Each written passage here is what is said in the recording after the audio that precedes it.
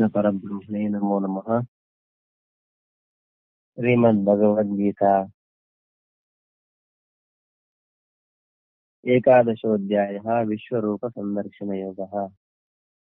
11ನೇ ಅಧ್ಯಾಯ ವಿಶ್ವರೂಪ ಸಂದರ್ಶನ ಯೋಗ ನೋಡ್ತಾ ಇದ್ದೀವಿ.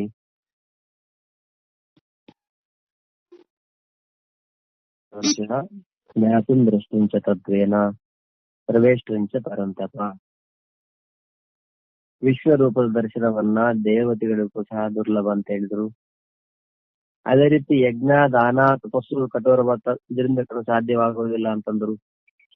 ಹಂಗಾರೆ ಅದನ್ನ ಯಾವ ಉಪಾಯದಿಂದ ಆ ದರ್ಶನ ಮಾಡಬಹುದು ಅನ್ನೋ ಜಿಜ್ಞಾಸೆ ವ್ಯಕ್ತಪಡಿಸ್ತಾ ಅನನ್ಯ ಭಕ್ತಿಯ ಮೂಲಕ ಆ ಪರಮಾತ್ಮನ ಚತುರ್ಭುಜ ರೂಪವನ್ನ ಪ್ರತ್ಯಕ್ಷವಾಗಿ ನೋಡಬಹುದು, ತತ್ವದಿಂದ ತಿಳಿಯಬಹುದು, ಅಥವಾ ಏಕೀಭಾವದಿಂದ ಕೂಡ ಪ್ರಾಪ್ತಿಯನ್ನು ಕೂಡ ಮಾಡಬಹುದಾಗಿದೆ ಅನ್ನೋ ಮಾತನ್ನು ಹೇಳಿದ್ರು. ಇಲ್ಲಿ ಅನನ್ಯ ಭಕ್ತಿ ಅಂತಂದ್ರೆ ನೋಡಿದ್ವಿ ನಾವು.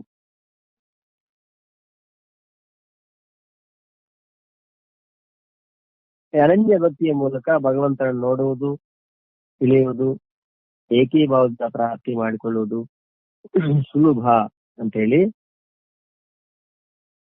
ತಿಳಿಸಲಾದ ಕಾರಣ ಅನನ್ಯ ಭಕ್ತಿಯ ಸ್ವರೂಪವನ್ನ ತಿಳಿಯುವ ಬಯಕೆ ಉಂಟಾದಾಗ ಹಾಗಾದ್ರೆ ಆ ಅನನ್ಯ ಭಕ್ತಿ ಅಂದ್ರೆ ಏನು, ಆ ಅನನ್ಯ ಭಕ್ತನ ಲಕ್ಷಣಗಳನ್ನ ವರ್ಣನೆ ಮಾಡ್ತಾ ಮತ್ಕರ್ಮ ಕೃನ್ಮತ್ಪರಮೋ ಮದ್ಭಕ್ತ ಸಂಗವರ್ಜಿತ ನಿರ್ವೈರ ಸರ್ವಭೂತೇಷು ಯಸ್ಸ ಮಾಮೇತಿ ಪಾಂಡವ. ಮದ್ಭಕ್ತ ಕೃನ್ಮತ್ಪರಮೋ, ಯಾವ ಪುರುಷನು ಕೇವಲ ನನಗಾಗಿಯೇ ಸಂಪೂರ್ಣ ಕರ್ತವ್ಯ ಕರ್ಮಗಳನ್ನ ಮಾಡುವವನಾಗಿದ್ದಾನೋ, ನನ್ನ ಪರಾಯಣನಾಗಿದ್ದಾನೋ, ನನ್ನ ಭಕ್ತನಾಗಿದ್ದಾನೋ, ಆಸಕ್ತಿ ರಹಿತನಾಗಿದ್ದಾನೋ ಮತ್ತು ಸಮಸ್ತ ಪ್ರಾಣಿಗಳಲ್ಲಿ ವೈರಭಾವರಹಿತನಾಗಿದ್ದಾನೋ ಆ ಅನನ್ಯ ಭಕ್ತಿ ಯುಕ್ತನಾದ ಪುರುಷನು ನನ್ನನ್ನೇ ಹೊಂದುತ್ತಾನೆ. ಇಲ್ಲಿ ಅನನ್ಯ ಭಕ್ತಿಯ ಲಕ್ಷಣಗಳನ್ನ ಇಲ್ಲಿ ಹೇಳ್ತಾ ಇದ್ದಾರೆ. ಅನನ್ಯ ಭಕ್ತನಾದವನು ಹೇಗಿರ್ತಾನೆ ಅನ್ನೋದನ್ನ ಇಲ್ಲಿ ಹೇಳ್ತಾ ಇದ್ದಾರೆ. ಇದ್ರ ಬಗ್ಗೆ ನಿನ್ನೆ ವಿಚಾರ ಮಾಡ್ತಾ ಇದ್ವಿ. ಮತ್ಕೃತ್, ಯಾವ ಮನುಷ್ಯನು ಸ್ವಾರ್ಥ, ಮಮತೆ, ಆಸಕ್ತಿಯನ್ನ ಬಿಟ್ಟು ಎಲ್ಲವೂ ಭಗವಂತನದ್ದು ಎಂದು ತಿಳಿದು ತನ್ನನ್ನು ಕೇವಲ ನಿಮಿತ್ತ ಮಾತ್ರವೆಂದು ತಿಳಿಯುತ್ತಾ ಯಜ್ಞ, ದಾನ, ತಪ ಮತ್ತು ಊಟ, ತಿಂಡಿ, ವ್ಯವಹಾರ ಮೊದಲಾದ ಸಮಸ್ತ ಶಾಸ್ತ್ರ ವಿಹಿತ ಕರ್ತವ್ಯ ಕರ್ಮಗಳನ್ನ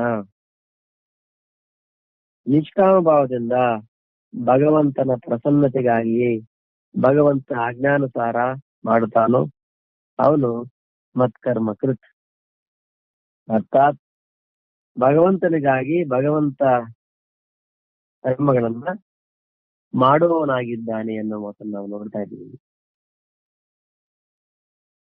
ಇಲ್ಲಿ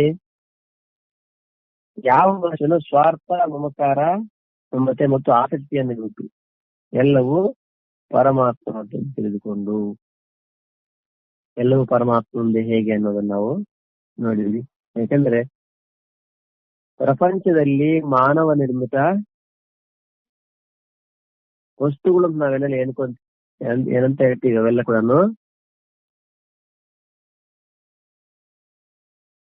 ಕೆಲವೊಂದು ವಸ್ತುಗಳನ್ನ ಬದಲಾವಣೆ ಮಾಡಿಕೊಂಡು ನಿರ್ಮಾಣ ಮಾಡದಂಗೆ ಭ್ರಮೆಗೆ ಒಳಗಾಗ್ತಾನೆ ಮನುಷ್ಯ. ಉದಾಹರಣೆಗೆ ಮಣ್ಣಿಂದ ಇಟ್ಟಿಗೆ ಮಾಡ್ಕೊಂತಾನೆ, ನೋಡಿದ್ವಿ ನಾವು. ಆದ್ರೆ ಮಣ್ಣು ಮನುಷ್ಯ ಮಾಡ್ಲಿಲ್ಲ, ಮಣ್ಣನ್ನ ತನಗೆ ಅನುಕೂಲವಾಗುವ ರೀತಿಯಲ್ಲಿ ಅದನ್ನ ಬದಲಾವಣೆ ಮಾಡ್ಕೊಂಡು ಇಟ್ಟಿಗೆ ಮಾಡ್ಕೊಂಡ. ಇಟ್ಟಿಗೆ ವಾಸ್ತವವಾಗಿ ಇಟ್ಟಿಗೆ ಮಾಡೋ ಮನುಷ್ಯ ಅಲ್ಲ. ಯಾಕೆಂದ್ರೆ ಇಟ್ಟಿಗೆಯಲ್ಲಿರೋದು ಮಣ್ಣೆ ತಾನೆ. ಮಣ್ಣನ್ನ ತನಗೆ ಅನುಕೂಲವಾದ ರೀತಿಯಲ್ಲಿ ಅದನ್ನ ಅಷ್ಟೇ ಅದನ್ನೇ ಮಾಡಿದಾನೆ ಅಂತಂದ್ರೆ ಏನು, ಇನ್ನು ಭ್ರಾಂತಿ ಏನಾಗ್ತದೆ, ಎಲ್ಲವನ್ನೂ ನಾವೇ ಮಾಡಿದಂಗೆ ಹೇಳ್ಕೊಂಡ್ ನಾವು ಎಲ್ಲಿವರೆಗೆ ಪದ ಮನುಷ್ಯನಿಗೆ ಭ್ರಾಂತಿ, ಈ ಪ್ರಪಂಚ ಎಲ್ಲವನ್ನ ನಾವೇ ಸೃಷ್ಟಿ ಮಾಡಿದೀವೇನೋ, ನಾವೇ ಇದನ್ನೆಲ್ಲವನ್ನ ಆಳ್ತಾ ಇದ್ದೀವೇನೋ ಅನ್ನುವಷ್ಟು ಭ್ರಾಂತಿಯಲ್ಲಿ ಕೂಡ ಬಂತ ಜೀವನ ಮಾಡ್ತಾನೆ. ವಾಸ್ತವವಾಗಿ ಇವೆಲ್ಲವೂ ಕೂಡ ಪರಮಾತ್ಮಂದೆ ಯಾವಾಗ ವಿಚಾರ ಮಾಡಿದಾಗ ಗೊತ್ತಾಗ್ತದೆ. ಒಂದೊಂದನ್ನು ವಿಚಾರ ಮಾಡ್ತಾ ಹೋದ್ರೆ ತನ್ನ ಶರೀರವನ್ನು ಕೂಡ ತಾನು ಮನುಷ್ಯ ತಯಾರು ಮಾಡಿದ್ದಲ್ಲ, ತನ್ನ ಇಂದ್ರಿಯಗಳನ್ನ ಒಂದು ಕಣ್ಣು ತಯಾರು ಮಾಡ್ಲಿಕ್ಕೆ ಯಾರಿಂದ ಆಗಲ್ಲ. ಒಂದು ಕಣ್ಣಿದೆ, ನಮ್ಮ ಕಣ್ಣು ಸುದೂರವಾದ ಏನು ಗ್ಯಾಲಾಕ್ಸಿ ಅಂತ ಹೇಳ್ತೀವಿ, ನಕ್ಷತ್ರ ಪುಂಜಗಳನ್ನು ಕೂಡ ನೋಡ್ತೀವಿ. ನಾವು ನೋಡ್ತೀವಿ ಟೆಲಿಸ್ಕೋಪ್ ಮುಖಾಂತರ. ಆದ್ರೆ ಟೆಲಿಸ್ಕೋಪ್ ಮುಖಾಂತರ ಕೂಡ ನೋಡೋದು ಕಣ್ಣೇ ತಾನೇ. ಅಲ್ಲಿ ಟೆಲಿಸ್ಕೋಪ್ ಅಲ್ಲ, ಬಿಡು ವಿಷಯ. ಇಲ್ಲಿ ನಾವು ಯೋಚನೆ ಮಾಡಬೇಕಾದ್ದು, ಟೆಲಿಸ್ಕೋಪ್ ಎಂಥ ಮಹಾನ್ ಟೆಲಿಸ್ಕೋಪ್ ಅನ್ನು ಕಂಡುಹಿಡಿದಿದ್ದಾರೆ ಅಂತ. ಅದು ಎಷ್ಟೋ ದೂರದ ನಕ್ಷತ್ರಗಳನ್ನು ನೋಡ್ತೀವಿ, ಅದು ನೋಡಲ್ಲ. ಅದರ ಮುಖಾಂತರ ನಮ್ಮ ಕಣ್ಣು ನೋಡೋದು. ಹಾಗಾಗಿ ಟೆಲಿಸ್ಕೋಪ್ ಕಂಡುಹಿಡಿದವ್ರ ಬಗ್ಗೆ ನಮಗೆ ತುಂಬಾ ವಿಜ್ಞಾನಿ, ಅವರಿಗೆ ಬಹುಮಾನ, ಸಮ್ಮಾನ, ಹೆಸರು ಎಲ್ಲ ಇರ್ಬೋದು. ಆದ್ರೆ ಕಣ್ಣು,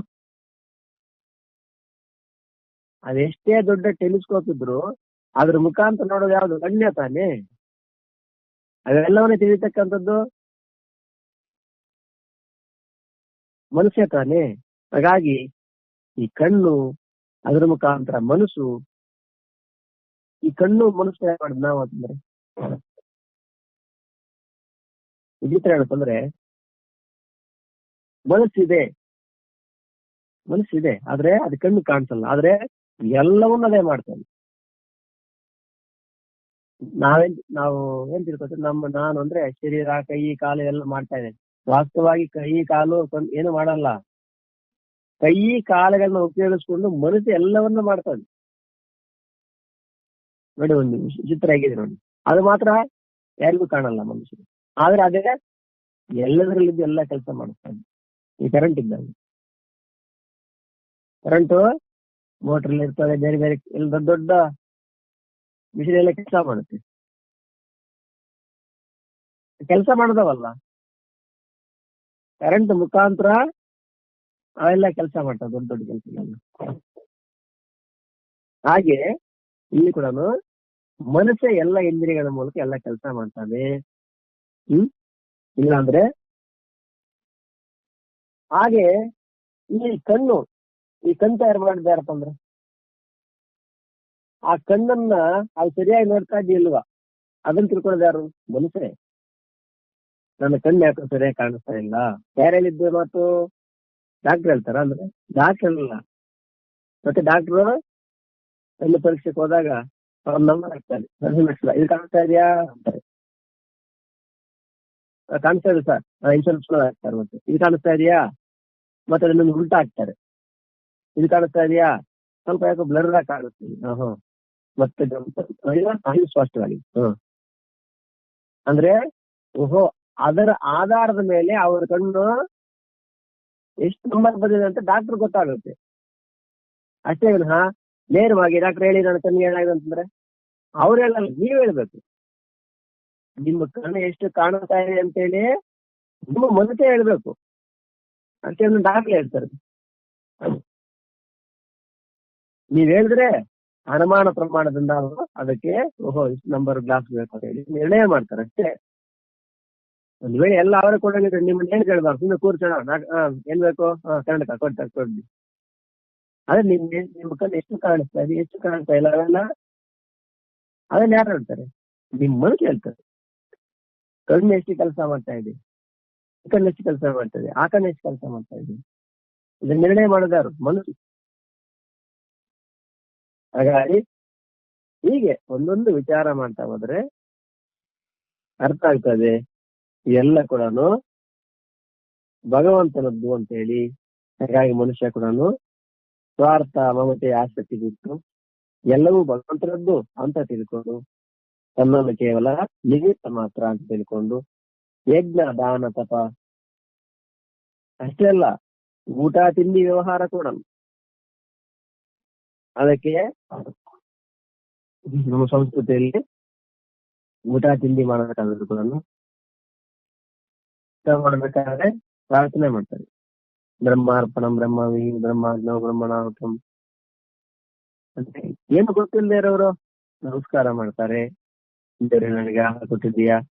ಹಾಗಾಗಿ ಮಂತ್ರ ಹೇಳೋರು ಹೇಳ್ತಾರೆ, ಆದ್ರೆ ಮಂತ್ರ ಕೂಡ ಭಾವನೆಯಿಂದ ಕೂಡ ಇರಬೇಕು.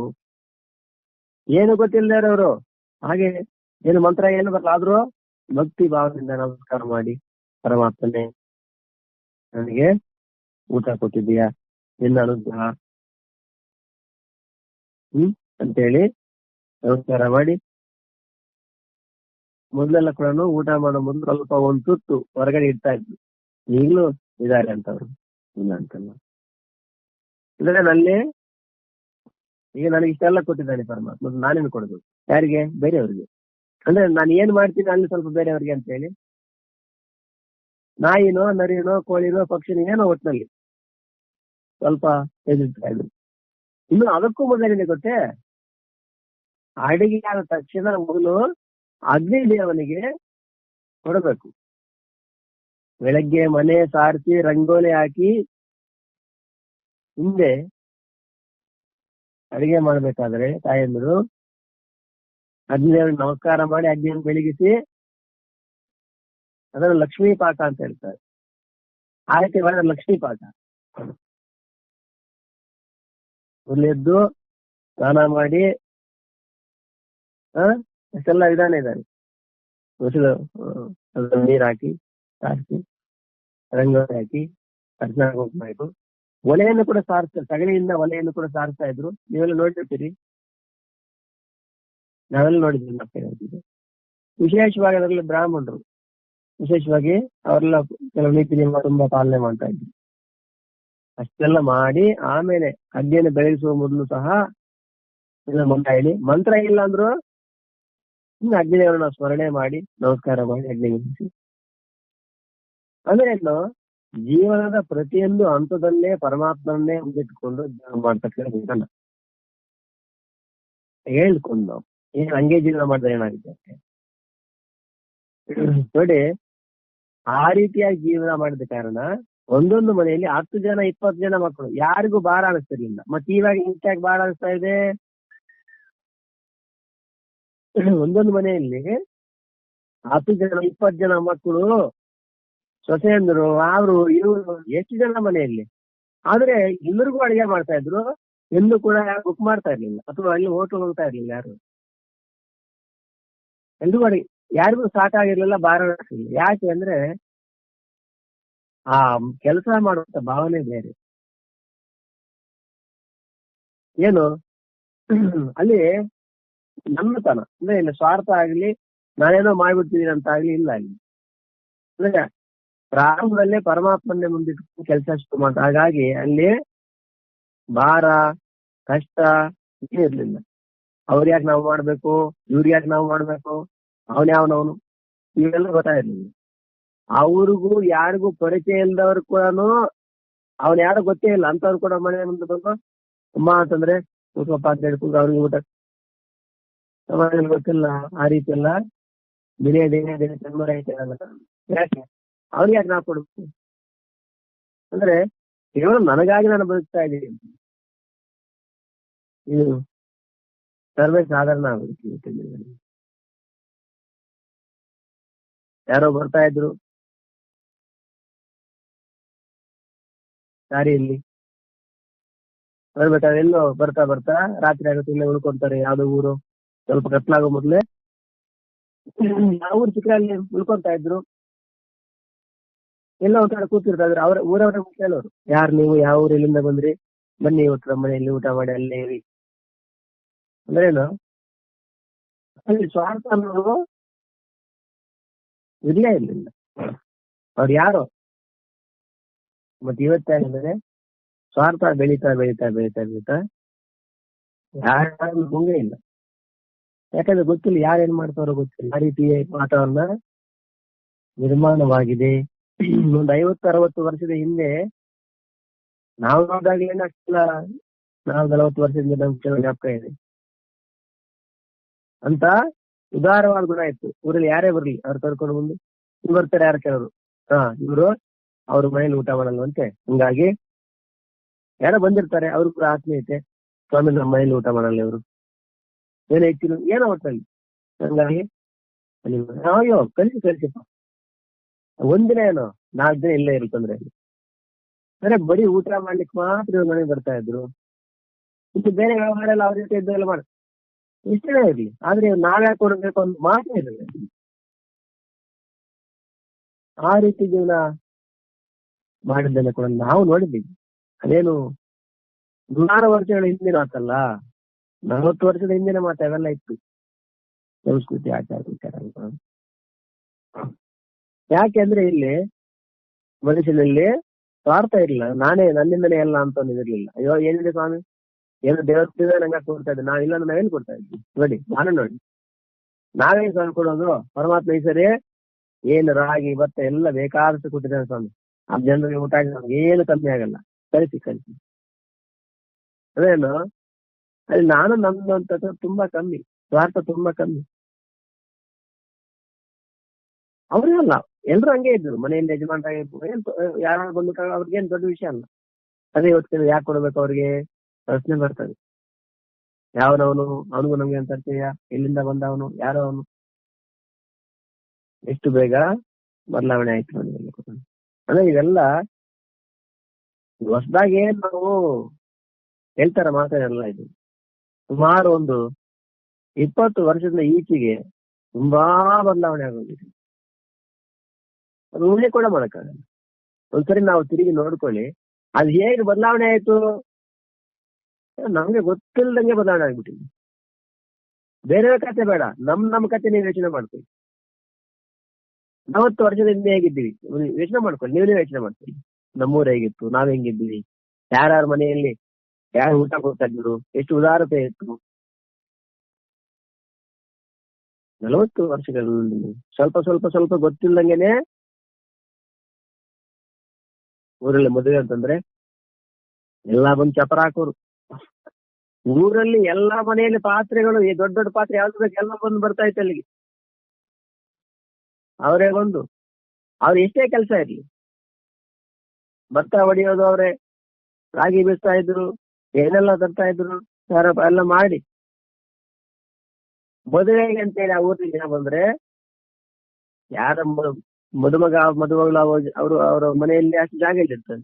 ಹಾಗಾಗಿ ಬೇರೆ ಎಲ್ಲಾರ ಮನೆಗೆ ಬಂದಿರೋ ಬಂಧುಗಳು ನಮ್ಮ ಮನೆಗೆ 2-4 ಜನ ಬನ್ನಿ, 6 ಜನ ಬನ್ನಿ ಸ್ವಾಮಿ, ಏನು ಒಂದಿನ ರಾತ್ರಿ ಏನು ಅಂತೇಳಿ ಕರ್ಕೊಂಡು ಹೋಗಿ ಮನೆಯಲ್ಲಿ ಅವರಿಗೆ ವಿಶ್ರಾಂತಿ ಪಡೆಯಲಿಕ್ಕೆ ಎಲ್ಲ ವ್ಯವಸ್ಥೆ ಮಾಡ್ತಾ ಇದ್ರು. ನೀರನ್ನ ಇಲ್ಲಿಂದ ತರ್ತಾ ಇದ್ದಿದ್ದೆ, ಮನೆಯಲ್ಲಿ ನಲ್ಲಿ ಇರ್ಲಿಲ್ಲ, ಸ್ವಿಚ್ ಹಾಕಿದ್ರೆ ನೀರು ಬರ್ತಾ ಇರಲಿಲ್ಲ, ಗೀಜರ್ ಇರ್ಲಿಲ್ಲ, ಸೋಲಾರ್ ಇರಲಿಲ್ಲ. ಎಲ್ಲೋ ಕೆರೆಯಿಂದ ಬಾವಿಯಿಂದ ತೋಡಿ ಅಷ್ಟು ಜನರಿಗೆ ನೀರು ತಂದು ಇಲ್ಲಿ ಎಲ್ರಿಗೂ ಸೇವೆ ಮಾಡಿ ಮತ್ತೆ ಮದುವೆ ಮನೆಗೆ ಹೋಗಿ ಅಲ್ಲೆಲ್ಲ ಅಡಿಗೆ ಮಾಡಿ ಎಲ್ರಿಗೂ ಬಡಿಸಿ ಪಾತ್ರೆ ತೊಳೆದು. ಅಂದ್ರೆ ಏನು ಎಷ್ಟು ಉದಾರತೆ.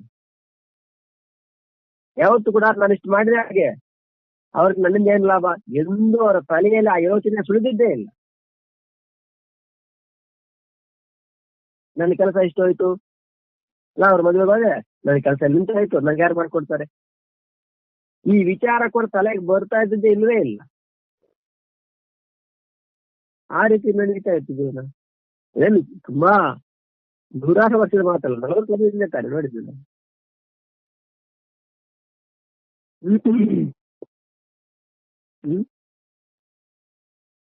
ಅದೇನು ಅಂಕ ವಿಚಾರ ಹೋಗ್ತಾ ಮನುಷ್ಯ ಆಧುನಿಕತೆ ಹೆಸರಲ್ಲಿ ಸ್ವಾರ್ಥೆ, ಮಮಕಾರ, ಆಸಕ್ತಿ ಎಲ್ಲ ಹಾಗೆ ಸೇರ್ಕೊಂಡ್ಬಿಡ್ತು ಒಳಗೆ. ಅದು ಎಷ್ಟಪ್ಪ ಅಂದ್ರೆ ಅದರಿಂದ ಹೊರಗೆ ಬರೋದು ತುಂಬಾ ಕಷ್ಟ ಆಗ್ಬಿಟ್ಟು ಎಲ್ಲಿವರೆಗೆ ಸೇರ್ಕೊಂಡ್ಬಿಟ್ಟಿದೆಪ್ಪ ಅಂತಂದ್ರೆ ಅದು ರಕ್ತಗತವಾಗ್ಬಿಟ್ಟಿದೆ. ಅದನ್ನು ಬೇರೆ ಮಾಡ್ತೀಯ, ಈಗ ರಕ್ತ ಸೇರಿದ್ರೆ ಬೇರೆ ಆದ್ರೆ ಬದುಕೋದೇನು. ಹಾಗೆ ಎಲ್ಲ ಸ್ವಾರ್ಥ, ಮಮಕಾರ, ಆಸಕ್ತಿ ಅಂತಕ್ಕಂಥದ್ದು ಅಷ್ಟು ಸೇರ್ಕೊಂಡ್ಬಿಟ್ಟಿದೆ. ಅದನ್ನ ಬಿಡಿಸ್ತಕ್ಕಂಥದ್ದು ತುಂಬಾ ಕಷ್ಟ ಆಗಿದೆ. ಹಿಂದೆ ಅಂತ ಆಚಾರ ಸಂಸ್ಕೃತಿ ಸುಲಭವಾಗಿತ್ತು. ಈ ಒಂದು ಆಧ್ಯಾತ್ಮಿಕ ಸುಲಭನೇ ಹಿಂದೆ, ಸುಲಭ ಮತ್ತೆ ಈಗ ಸುಲಭ ಅಲ್ವಾ? ಈಗೂ ಸುಲಭನೇ, ಆದ್ರೆ ಹಾಗೆ ಮನುಷ್ಯ ಹೊಂದ್ಕೊಂಡ್ಬಿಟ್ಟಿದ್ದಾನೆ. ಇವೆಲ್ಲ ಹಿಂಗೂ ಜೀವನ ಇತ್ತಾ ಆಮೇಲೆ ಇವೆಲ್ಲ ನಾವು ನಿಂತ್ಕೊಂಡ್ರೆ ನಾವೇ 40-50 ವರ್ಷದ ಹಿಂದಿನ ಜೀವನ ವಿಧಾನವನ್ನು ನೋಡಿದಾಗ ಅರೆ ಇಂಥ ಜೀವನ ನಾವೇ ನೋಡಿದ್ವಲ್ಲ. ಮತ್ತೆ ಇವತ್ತಿನ ಆಸೆ ಆಗ್ಲಿ ಸ್ವಾರ್ಥ ಆಗ್ಲಿ ಅವತ್ತು ನಾವು ಗೊತ್ತೇ ಇಲ್ವಲ್ಲ, ಹಂಗೂ ಬದುಕಿದೀವಲ್ಲ. ಹಂಗಾಗಿ ಇವತ್ತೇನು ವಿಶೇಷವಾಗಿ ಸುಖ ಅನುಭವಿಸ್ತದೆ ಹಂಗೂ ಇಲ್ವಲ್ಲ. ಹಾಗಾಗಿ ಮನುಷ್ಯ ಸ್ವಾರ್ಥ ಮತ್ತೆ ಆಸಕ್ತಿ ಬಿಟ್ಟು ಎಲ್ಲವೂ ಪರಮಾತ್ಮಂದು ಅಂತ ತಿಳ್ಕೊಂಡು ಹಾಗೆ ಬೆಳಗ್ಗೆ ಸಾರಿಸಿ ಅಗ್ನಿದೇವನ ನಮಸ್ಕಾರ ಮಾಡಿ ಅಗ್ನಿದೇವನಿಗೆ ಅಡಿಗೆ ಆದ್ಮೇಲೆ ಮೊದಲು ಅಗ್ನಿದೇವನಿಗೆ ಕೊಡ್ತಾ ಇದ್ವಿ. ಸ್ವಲ್ಪ ಆಹಾರ ಅಂತ ಹೇಳಿದ್ರೆ ಅಗ್ನಿಯಲ್ಲಿ ಹಾಕ್ತಾ ಇದ್ವಿ, ನನ್ಗೂ ಹಾಕ್ತಾ ಇದ್ವಿ. ಅಂದ್ರೆ ಇದಕ್ಕೇನು ದೊಡ್ಡ ದೊಡ್ಡ ಮಂತ್ರ ಗೊತ್ತಿರಬೇಕು, ಅವ್ರೇನು ದೊಡ್ಡ ಏನಿಲ್ಲ, ಏನು ಗೊತ್ತಿಲ್ಲದೆ ಇರ್ತಕ್ಕಂಥ ಅಮಾಯಕರು ಕೂಡ ಅದು ಮೂಢನಂಬಿಕೆ ಅನ್ನಿ ಏನೇ ನಂಬಿಕೆ ಅನ್ನಿ ಅವತ್ತು ಕೂಡ ಸ್ವಲ್ಪ ಬೆಳಗಾಗ್ತಾ ಇದ್ರು. ಆ ನಂತರ ಏನ್ ಮಾಡ್ತಾ ಇದ್ರು, ಸ್ವಲ್ಪ ಅನ್ನವನ್ನ ಅತಿಥಿಗಳಿಗೆ ಅಂತೇಳಿ ತೆಗೆದಿಡ್ತಾ ಇದ್ರು. ಕೆಲವರು ಹಸುಗಳಿಗೆ ಇಡ್ತಾ ಇದ್ರು, ಮೊದಲು ತೆಗೆದಿಟ್ಟು ಆಮೇಲೆ ಊಟ ಮಾಡೋದು. ತಿಂದು ಉಳಿದಿದ್ದನ್ನ ಕೊಡೋದು, ನಂತರ ತಿಂದು ಉಳಿದಿದ್ದನ್ನ ಕೊಡೋದು ಬೇರೆ. ನಾವು ಊಟ ಮಾಡದೆ ಇನ್ನೊಂದು ಕೆಲವು ಕಡೆ ಇವತ್ತಿಗೆ ಇದಾವೆ, ಉತ್ತರ ಕರ್ನಾಟಕದಲ್ಲಿ ಮನೆಯಲ್ಲಿ ಅವರು ರೊಟ್ಟಿ ಮಾಡ್ತಾರೆ. ಅವರು ಇವತ್ತಿಗೂ ಇದೆ ಅದು. ಮತ್ತೆ ಇವತ್ತು ಎಲ್ಲೋ ಹೋಗ್ಬಿಟ್ಟೆ ಅಂತ ತಿಳ್ಕೊಬೇಡಿ, ಹೋಗ್ಬೇಕಾದ್ರೆ ನೀವು ಉತ್ತರ ಕರ್ನಾಟಕದಲ್ಲಿ ನೋಡ್ಬೋದು. ಅವರು ಉತ್ತರ ಕರ್ನಾಟಕದಲ್ಲಿ ಪ್ರತಿ ಮನೆ ರೊಟ್ಟಿ ಮಾಡ್ಬೇಕಾದ್ರೆ ಒಂದು ರೊಟ್ಟಿ ಸ್ವಲ್ಪ ಖಾರದ ಪುಡಿ ಅದನ್ನ ಚಟ್ನಿ ಪುಡಿ ಎಲ್ಲ ಪಕ್ಕಕ್ಕೆ ಇಡ್ತಾರೆ ಪ್ರತಿ ದಿವಸ. ಒಬ್ರು ಒಂದಿಡ್ತಾರೆ, ಒಬ್ರು 2 ಇಡ್ತಾರೆ, ಒಬ್ರು 4 ಇಡಬಹುದು ಅಂತ ಗೊತ್ತಿಲ್ಲ. ಆ ಊರಲ್ಲಿ ಮಠನೋ ಏನೋ ಇರ್ತದೆ. ಆ ಮಠದಿಂದ ಒಬ್ಬ ವ್ಯಕ್ತಿ ಒಂದು ಬುಟ್ಟಿಯನ್ನ ನೆತ್ತಿ ಮೇಲೆ ಇಟ್ಕೊಂಡು ಬಿದಿರಿಂದ ಏನೋ ಬರ್ತಾನೆ. ಬಂದಾಗ ಅವ್ರು ಯಾರನ್ನ ಕೇಳಲ್ಲ, ನಿಮ್ಮ ಮನೆಗೆ ಬಂದ ಭಿಕ್ಷಾಂದಿ ಅಂತ ಕೇಳಲ್ಲ. ಮತ್ತೇನು ಏನೋ ಒಂದು ದೇವರ ಪದ್ಯನೋ ಒಂದು ಪದ ಅಥವಾ ವಚನ ಹೇಳ್ಕೊಂತ ಆ ಬೀದಿಯಲ್ಲಿ ಬರ್ತಾನೆ. ಅವರೇ ಸ್ವತಃ ಬಂದು ಅದನ್ನ ಅವ್ರು ರೊಟ್ಟಿ ಮಾಡುವ ಸಮಯದಲ್ಲಿ ಬೇಯಿಸಿ ಪಕ್ಕಕ್ಕೆ ಇಟ್ಟಿರ್ತಾರೆ. ಯಾವಾಗ ಹುಡುಗ ಯಾರೋ ಬರ್ತಾರೆ ಅವರೇ ತಗೊಂಡೋಗಿ ಆ ಬುಟ್ಟಿಲಿ ಹಾಕ್ತಿರ್ತಾರೆ ಅಷ್ಟೇ. ಅವ್ರು ಯಾರ ಹತ್ರ ಹೋಗಲ್ಲ, ನಿಲ್ಲಲ್ಲ, ಬುಟ್ಟಿಗೆ ಹಾಕ್ತಾರೆ ಅಂತ. ಹಾಗೆ ಅವ್ರು ಹೋಗ್ತಾ ಇರ್ತಾನೆ, ಏನೋ ಒಂದು ತತ್ವ ಪದ್ಯ ಹೇಳ್ಕೊಂಡು ಅಥವಾ ವಚನ ಹೇಳ್ಕೊಂಡು ಈ ಜೋಳದ ರೊಟ್ಟಿ ಮಾಡ್ತಾರೆ. ಇವತ್ತು ನೋಡ್ಬೋದು, ಅದೇನು ಅದು ಯಾವತ್ತೂ ಇತ್ತು ಅಂತೇನಿಲ್ಲ, ಇವತ್ತು ಇದೆ, ಹೋಗಿ ನೋಡ್ಬೋದು. ಸ್ವಲ್ಪ ಮನುಷ್ಯ ಆಧುನಿಕತೆ ಬರ್ತಾ ಬರ್ತಾ ಈ ಆಚಾರ ವಿಚಾರ ಎಲ್ಲ ಬಿಟ್ಟೋಗಿತ್ತು. ಉತ್ತರ ಕರ್ನಾಟಕದಲ್ಲಿ ಇನ್ನೂ ಸ್ವಲ್ಪ ಉಳಿದಿದೆ. ಅಲ್ಲಿ ನಮ್ ತರ ಸ್ವಲ್ಪ ಏನೋ ಅಭಿವೃದ್ಧಿ ತುಂಬಾ ಕಮ್ಮಿ ಇದೆ. ಊರು ನೋಡ್ಬಿಟ್ರೆ 50-100 ವರ್ಷದಿಂದ ಇತ್ತು, ಇವತ್ತು ಹಂಗೆ ಇದಾವೆ. ಆ ಚರಂಡಿಗಳಾಗ್ಲಿ ಬಚ್ಚಲುಗಳಾಗ್ಲಿ ಅದ್ರಲ್ಲಿ ಧಾರ್ಮಿಕತೆ ಉಳಿದಿದೆ ಮಾತ್ರ. ಅದ್ರಲ್ಲಿ 2ನೇ ಮಾತು, ನಮ್ಮಲ್ಲಿ ಧಾರ್ಮಿಕತೆ ಹೋಗಿದೆ, ಚಿತೆ ಬಂದಿದೆ, ಎಲ್ಲ ಒಳ್ಳೆ ಒಳ್ಳೆ ಮನೆ ಕಟ್ಕೊಂಡಿದ್ದಾರೆ, ಎಲ್ಲ ಸರಿ ಇದೆ.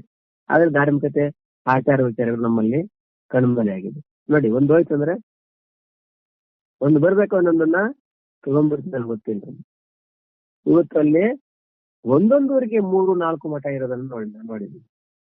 ಧಾರವಾಡ ಕಡೆ ಹೋದಾಗ ಕೆಲವೊಂದು ಸಮಯದಲ್ಲಿ ಅಲ್ಲಿನ ಊರುಗಳಲ್ಲೇನೋ ಒಂದು ಸಂದರ್ಭದಲ್ಲಿ ಓಡಾಡ್ಬೇಕಾದ ಸಂದರ್ಭ ಬಂದಿತ್ತು. ಒಂದು 6 ತಿಂಗಳಲ್ಲೇ ಇದ್ದಾಗ ನೀವು ಯಾವುದೇ ಊರಿಗೆ ಹೋಗಿ ಒಂದೂರಲ್ಲಿ ಒಂದಿರ್ತಾರೆ, 2-3-4 ಮಠ.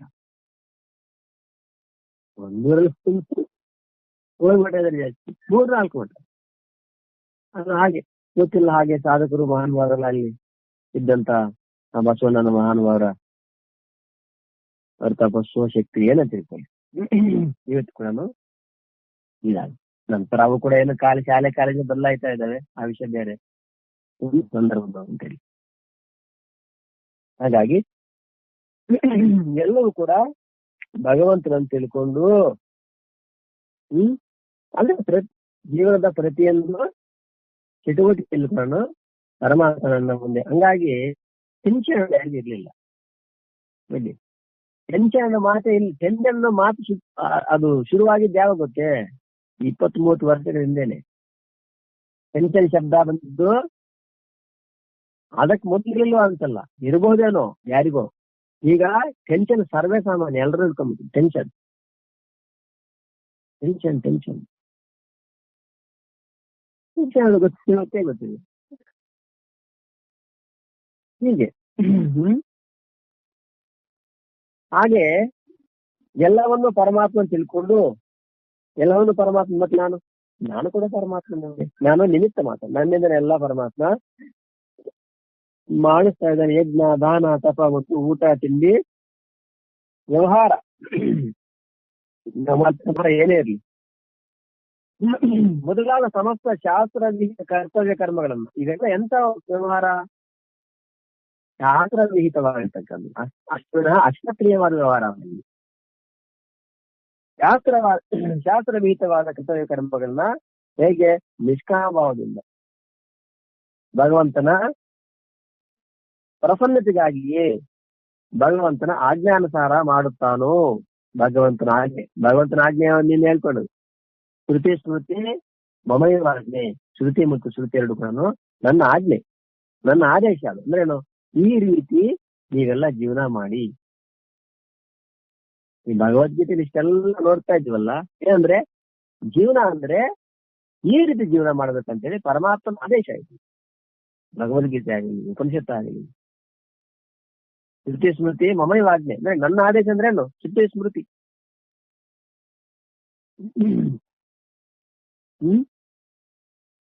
ಭಗವಂತನ ಆಜ್ಞಾನುಸಾರ ಮಾಡ್ತಾನೋ ಅವನು ಮತ್ಕರ್ಮ ಕೃತ್ ಅಂದ್ರೇನು?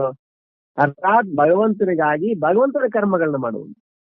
ಅವನು ಮಾಡ್ತಾನೆ, ಭಗವಂತನಿಗಾಗಿ ಮಾಡ್ತಾನೆ.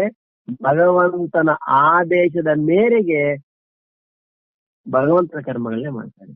ಭಗವಂತನಿಗಾಗಿ ಭಗವಂತ ಹೇಳಿರ್ತಕ್ಕಂಥ ಕರ್ಮಗಳನ್ನೇ. ಶ್ರುತಿ ಇವೆಲ್ಲ ಕೂಡ ಸ್ವತಃ ನಮ್ಗೆ ಗೊತ್ತಿಲ್ಲದೆ ಇದ್ರು ಗೊತ್ತಿರ್ತಕ್ಕಂಥ ಮಹಾನುಭಾವರು ಹೇಳ್ತಾರೆ. ಆ ಮಾತಿನಲ್ಲಿ ಬಂದಿದೆ. ಅದಕ್ಕೆ ಪ್ರತಿಯೊಬ್ಬರು ಅಧ್ಯಯನ ಮಾಡೇ ಜೀವನ ಮಾಡ್ಬೇಕು ಅಂತೇನಿಲ್ಲ. ಯಾರೋ ಮಹಾನುಭಾವರು ಇರ್ತಾರೆ, ಅಧ್ಯಯನ ಮಾಡಿದನ್ನ ಅವರ ಉಪದೇಶವನ್ನ ಆಲಿಸಿಕೊಂಡು ಜೀವನ ಮಾಡ್ತಕ್ಕಂಥವ್ರು. ಅದರಲ್ಲಿ 1-2-3 ಸೂತ್ರವನ್ನ ಜೀವನದಲ್ಲಿ ಅಳವಡಿಸಿಕೊಂಡು ಮಹಾನ್ ವ್ಯಕ್ತಿಗಳಾಗಿ ಬೆಳೆದಂತ ಮಹಾನುಭಾವರು ಎಷ್ಟೋ ಜನ ಇದ್ದಾರೆ. ಅದಕ್ಕೆ ಎಲ್ರು ನಾವೆಲ್ಲ ಅವಾಗ ಅಧ್ಯಯನ ಮಾಡಬೇಕು ಅಂತೇನಿಲ್ಲ. ಅಂತ ಯಾರೋ ಮಹಾನವರು ಇರ್ತಾರೆ, ಧರ್ಮೋಪದೇಶ ಮಾಡ್ತಾರೆ. ಅದರಲ್ಲಿ 1-2ನ್ನ ಜೀವನದಲ್ಲಿ ಪಾಲನೆ ಮಾಡ್ಬೇಕು ಅನ್ನೋ ಜೀವನ ಸಾರ್ಥಕ. ಹಾಗಾಗಿ ಇಲ್ಲಿ ಕೂಡ ಅಷ್ಟೇ ನಾವು ಅಷ್ಟೇನೆ ಎಲ್ಲ ಪ್ರತಿದಿನ ಸತ್ಸಂಗ ಮಾಡ್ತೀವಿ, ಪ್ರತಿದಿನ ಭಗವದ್ಗೀತೆ ಓದ್ತೀವಿ, ಎಲ್ಲ ಒಳ್ಳೇದೇ. ಆದ್ರೆ ಅದೇ ರೀತಿ ಪಾಲನೆ ಕೂಡ ನಮ್ಮಲ್ಲಿ ಎಷ್ಟಿದೆ ಅದು ಕೂಡ ಹೆಚ್ಚು ಪ್ರಾಮುಖ್ಯತೆಯನ್ನು ವಹಿಸ್ತದೆ. ಹಾಗಾಗಿ ಅದಕ್ಕೆ ಪಾಲನೆ ಕೂಡ ಅದಕ್ಕೆ ಹೆಚ್ಚಿನ ಪ್ರಾಮುಖ್ಯತೆ ಇದೆ. ಹಾಗಾಗಿ ಎಷ್ಟು ತಿಳ್ಕೊಂಡಿದೀವಿ ಅನ್ನೋಕ್ಕಿಂತ ಎಷ್ಟು ಪಾಲನೆ ಮಾಡ್ತಾ ಇದೀವಿ ಅನ್ನೋದೇ ಮುಖ್ಯ ಇಲ್ಲಿ. ಹಾಗಾಗಿ ಇಲ್ಲಿ ನಿಷ್ಕಾಮದಿಂದ ಭಗವಂತನ ಪ್ರಸನ್ನತೆಗಾಗಿ ಭಗವಂತನ ಆಜ್ಞಾನುಸಾರ ಮಾಡ್ತಾನೋ ಅವನು ಮತ್ಕರ್ಮ ಕೃತ್, ಅರ್ಥಾತ್ ಭಗವಂತನಿಗಾಗಿ ಭಗವಂತನ ಕರ್ಮಗಳನ್ನ ಮಾಡುವವನಾಗಿದ್ದಾನೆ ಅನ್ನೋ ಮಾತನಲ್ಲಿ ಹೇಳ್ತಾ ಇದ್ದಾರೆ. ಇನ್ನು ಮತ್ಪರಮ, ಇದರ ಭಾವ ಏನು ಅಂತ ಹೇಳ್ತಾ, ಯಾರು ಭಗವಂತನನ್ನೇ ಪರಮ ಆಶ್ರಯನು, ಪರಮ ಗತಿಯು, ಏಕಮಾತ್ರ ಶರಣಾಗಲು ಯೋಗ್ಯನು, ಸರ್ವೋತ್ತಮನು, ಸರ್ವಾಧಾರನು, ಸರ್ವಶಕ್ತಿವಂತನು, ಎಲ್ಲರ ಸುಹೃದನು, ಪರಮ ಆತ್ಮೀಯನು ಮತ್ತು ತನ್ನ ಸರ್ವಸ್ವವನ್ನು ತಿಳಿಯುತ್ತಾನೋ ಹಾಗೂ ಅವನು ಮಾಡುವ ಪ್ರತಿಯೊಂದು ವಿಧಾನದಲ್ಲೂ ಸದಾ ಸುಪ್ರಸನ್ನನಾಗಿರುತ್ತಾನೋ ಅವನು ಅರ್ಥಾತ್ ಭಗವಂತನ ಪರಾಯಣನಾಗಿದ್ದಾನೆ. ಮತ್ಪರಮ ಒಂದು ಮತ್ಕರ್ಮ ಕೃತು, ಮತ್ಕರ್ಮ ಒಂದು ಮತ್ಪರಮ. ಮತ್ಪರಮ ಅಂದ್ರೇನು? ಯಾರು ಭಗವಂತನನ್ನೇ ಪರಮ ಆಶ್ರಯನು, ಪರಮ ಗತಿ, ಪರಮಾತ್ಮನ್ನೇ ಪರಮ ಆಶ್ರಯ ಅಂದ್ರೇನು? ನಮ್ಗೆ ಆಧಾರ ಯಾರಂದ್ರೆ ಪರಮಾತ್ಮನೇ ಆಧಾರ. ನಿನ್ನೆ ಕೂಡ ಹೇಳ್ಕೊಂಡಿದ್ರ ಬಗ್ಗೆ ಏನಪ್ಪಾ ನಿಮ್ಗೆ ಆಧಾರ ಅಂದ್ರೆ, ಈಗ ಸ್ವಾಮಿ ತಿಳಿಸಿದಂತ ಇದೆ, ಒಳ್ಳೆ ಮಕ್ಕಳಿದ್ದಾರೆ, ಅದ್ರಲ್ಲಿ ನೋಡ್ಕೊಳ್ಳೋರು ತುಂಬಾ ಜನ ಇದ್ದಾರೆ, ಈ ತರ ಮಾತಾಡ್ತಿದ್ವಿ ನಾವು. ನನಗೆ ಆಸ್ತಿ ಇದೆ, ಅಡಿಗೆ ಮನೆ ಬರ್ತದೆ, ಇನ್ನೊಂದು ಬರ್ತದೆ. ಇದೇ ಆಧಾರ. ಜೀವನಕ್ಕೆ ಆಧಾರ ಪರಮಾತ್ಮ ಆಧಾರ. ಪರಮಾತ್ಮ ಆಧಾರದಿದ್ರೆ ಇನ್ನು ಬಾಡಿಗೆ, ಪೆನ್ಷನ್ನು, ಇನ್ನೊಂದು ಏನು ಉಚಿತ ಭಾಗ್ಯ, ಆ ಭಾಗ್ಯ, ಈ ಭಾಗ್ಯ ಏನೋ ಬಳಸ್ಕೋಬಹುದು ನಾವು. ಪರಮಾತ್ಮ ಆಧಾರ ಇದ್ರೆ ಇವೆಲ್ಲಾನು ಬಳಸ್ಕೊಂಡು ಜೀವನ ಮಾಡ್ಬೋದು. ಪರಮಾತ್ಮ ಆಧಾರ ಇಲ್ಲ ಅಂದ್ರೆ ಉಚಿತ ಭಾಗ್ಯ ತಗೊಂಡು ಏನ್ ಮಾಡ್ತೀರಿ, ಪೆನ್ಷನ್ ತಗೊಂಡು ಏನ್ ಮಾಡ್ತೀರಿ, ಏನ್ ತಗೊಂಡು ಏನ್ ಮಾಡ್ತೀರಿ? ಹಾಗಾಗಿ ಪರಮಾತ್ಮನೇ ಎಲ್ಲರಿಗೂ ಆಧಾರವಾಗಿದ್ದಾನೆ. ಪರಮಗತಿ ಅಂದ್ರೇನು? ಎಲ್ಲರಿಗೂ ಏಕಮಾತ್ರ ಗತಿ ಅಂದ್ರೆ ಅವನೇ ಎಲ್ಲ ಜೀವರ ಆತ್ಮಸ್ವರೂಪನಾಗಿದ್ದಾನೆ, ಲಕ್ಷ್ಯವಾಗಿದ್ದಾನೆ. ಏಕಮಾತ್ರ ಶರಣಾಗಲು ಯೋಗ್ಯನು. ಶರಣಾಗಲಿಕ್ಕೆ ಯೋಗ್ಯವಾದಂದ್ರೆ ಶರಣು ಅಂತ ಅನ್ಲಿಕ್ಕೆ ಯೋಗ್ಯವಾದ ಯಾರಾಗತ್ತಂದ್ರೆ ಪರಮಾತ್ಮ ಒಬ್ಬನೇ. ಅಂದ್ರೆ ಅವರಿಗೆ ಶರಣಾಗತ ವತ್ಸಲ ಅಂತಾರೆ. ಅಂದ್ರೆ ಯಾರು ಶರಣಾಗತಾರೆ ಅವರನ್ನ ಮಗುವಿನಂತೆ ಕಾಪಾಡ್ತಕ್ಕಂಥ ಶರಣಾಗತ ವತ್ಸಲ. ರಘುಪತಿ ರಾಘವ ರಾಜಾರಾಮ್ ಪತಿತ ಪಾವತಿತಾರಾಮ್.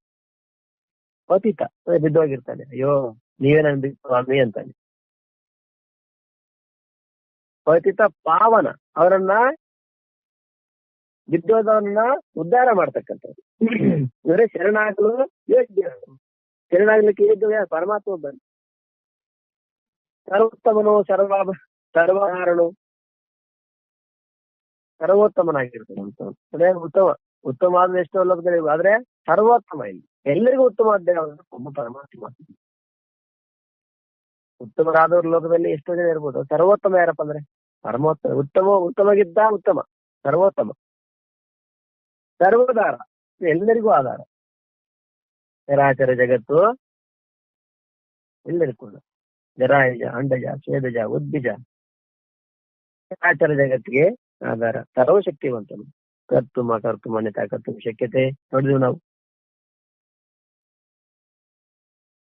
ಪರಮಾತ್ಮನ ಆಶ್ರಯಿಸಿ ಮೂಕಂ ಕರೋತಿ ವಾಚಾಲಃ. ಮೂಗ ಕೂಡ ಏನು ಪಂಡಿತನಾಗಬಹುದು. ಪಂಡಿತ ಅಂದ್ರೆ ಇಲ್ಲಿ ಏನು ಗೊತ್ತಿಲ್ಲದ ಅಜ್ಞಾನಿ ಕೂಡ ಅವನು ಕೂಡ ಜ್ಞಾನಿ ಆಗಬಲ್ಲ. ಒಬ್ಬ ಅಜ್ಞಾನಿನೇ ಆದ್ರೆ ಪರಮಾತ್ಮ ಆಶ್ರಯಿಸಿ ಜ್ಞಾನಿ ಆಗ್ಬೋದು. ಇವಾಗ ನೋಡಿದ್ವಿ ನಾವು ಪಾಂಡಿ ಮಹರ್ಷಿ ಏನು ಗೊತ್ತಿಲ್ಲ, ಅಕ್ಷರ ಏನು ಗೊತ್ತಾಗಲಿಲ್ಲ. ಆದ್ರೆ ಪರಮಾತ್ಮನ ದರ್ಶನದಿಂದ ಏನಾದ ವ್ಯಾಕರಣ ಶಾಸ್ತ್ರವನ್ನ ರಚನೆ ಮಾಡ್ತಾನೆ. ಸುಮಾರು 3000 ಸೂತ್ರಗಳನ್ನು ರಚನೆ ಮಾಡ್ತಾನೆ. ಅದೇ ಪಾಣಿನಿ ವ್ಯಾಕರಣ. ಇವತ್ತು ನಾವೆಲ್ಲ ಸಂಧಿ ಸಮಾಸಗಳು ಹೇಳ್ಕೊಡೋದು. ಸಮಾಸಗಳು ದ್ವಿಗು ಸಮಾಸ, ಕರ್ನಾಟಕ ಸಮಾಸ, ಅವೀಪ ಸಮಾಸ, ದ್ವಂದ್ವ ಸಮಾಸ, ಸಂಧಿಗಳು, ಸಂಧಿ, ಎಣ್ಸಂಧಿ, ಇಕೋ ಎಣಿಚಿ ಎಲ್ಲ ಕೂಡ ಪಾಣಿ. ಏನು ಗೊತ್ತಿಲ್ಲದೆ ಇರತಕ್ಕಂಥ ಒಬ್ಬ ಮೂಢ ಪರಮಾತ್ಮನಿಂದ ವ್ಯಾಕರಣ ಶಾಸ್ತ್ರವನ್ನೇ ಬರೀತಾನೆ. ಐಂದ್ರಂ ಚಂದ್ರಂ ಕಾಶಕೃಷ್ಣಂ ಕೌಮಾರಂ ಶಾಕಟಾಯನಂ ಸಾರಸ್ವತಂ ಚಾಪಿಶಲಂ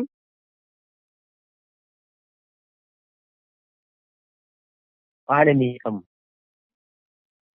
ಬೇರೆ ಬೇರೆ ವ್ಯಾಕರಣಗಳಿದಾವೆ, ಆದ್ರೂ ಪಾಣಿನಿ ವ್ಯಾಕರಣ ಅತ್ಯಂತ ಶ್ರೇಷ್ಠವಾಗಿದೆ. ಯಾಕೆ? ಪರಮಾತ್ಮನ ಡಮರುಗದಿಂದ ಬಂದಿರತಕ್ಕಂಥ ಅಕ್ಷರಗಳೆಲ್ಲ. ವ್ಯಾಕರಣ ಶಾಸ್ತ್ರ ಇದುವರೆಗೆ ಮೊದಲಿಲ್ಲ ಅಂತಲ್ಲ. ಇಂದ್ರನ ಒಂದು ವ್ಯಾಕರಣ ಶಾಸ್ತ್ರ. ಐಂದ್ರಂ ಚಾಂದ್ರಂ, ಚಂದ್ರ ಒಂದು ಬಂದ. ಕಾಶಕೃಷ್ಣ, ಐಂದ್ರಂ ಚಾಂದ್ರಂ ಕಾಶಕೃಷ್ಣಂ ಕೌಮಾರಂ ಶಾಕಟಾಯನ ಸಾರಸ್ವತಂ ಚಾಪಿಶಲಂ ಬರೆಯದೆ ಪಾಣಿನಿ ವ್ಯಾಕರಣ. ಪರಮಾತ್ಮನ ಗ್ರಂಥ ಪಾಣಿನಿ ವ್ಯಾಕರಣವನ್ನು ಬರೀತಾರೆ. ಅದೇ ರೀತಿ ಒಬ್ಬ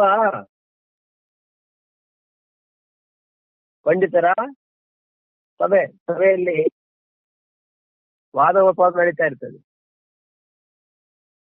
ಅವಧಾನ ಅಂತಾರಲ್ಲ, ಅವಧಾನ.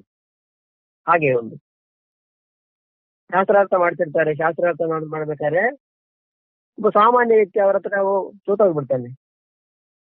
ಸೋತೋಗಿ ಇಂಥ ಮಹಾನ್ ವ್ಯಕ್ತಿಗಳು ಬಂದಿದ್ದಾರೆ, ಇವ್ರ ಮುಂದೆ ನಾನೇ ಶಾಸ್ತ್ರಾರ್ಥ ಮಾಡುವಂತೇಳಿ ರಾತ್ರಿ ಹೋಗಿ ತುಂಬಾ ಅಳ್ತಾನೆ. ತನ್ನ ಇಷ್ಟ ದೈವವಾದ ಸರಸ್ವತಿ ದೇವಿಯನ್ನ ಕುರಿತು ತುಂಬಾ ಧ್ಯಾನ ಮಾಡ್ತಾನೆ. ಪ್ರಾರ್ಥನೆ ಮಾಡಿ ಜೋರಾಗಿ ಅಳ್ಲಿಕ್ಕೆ ಶುರು ಮಾಡ್ತಾರೆ.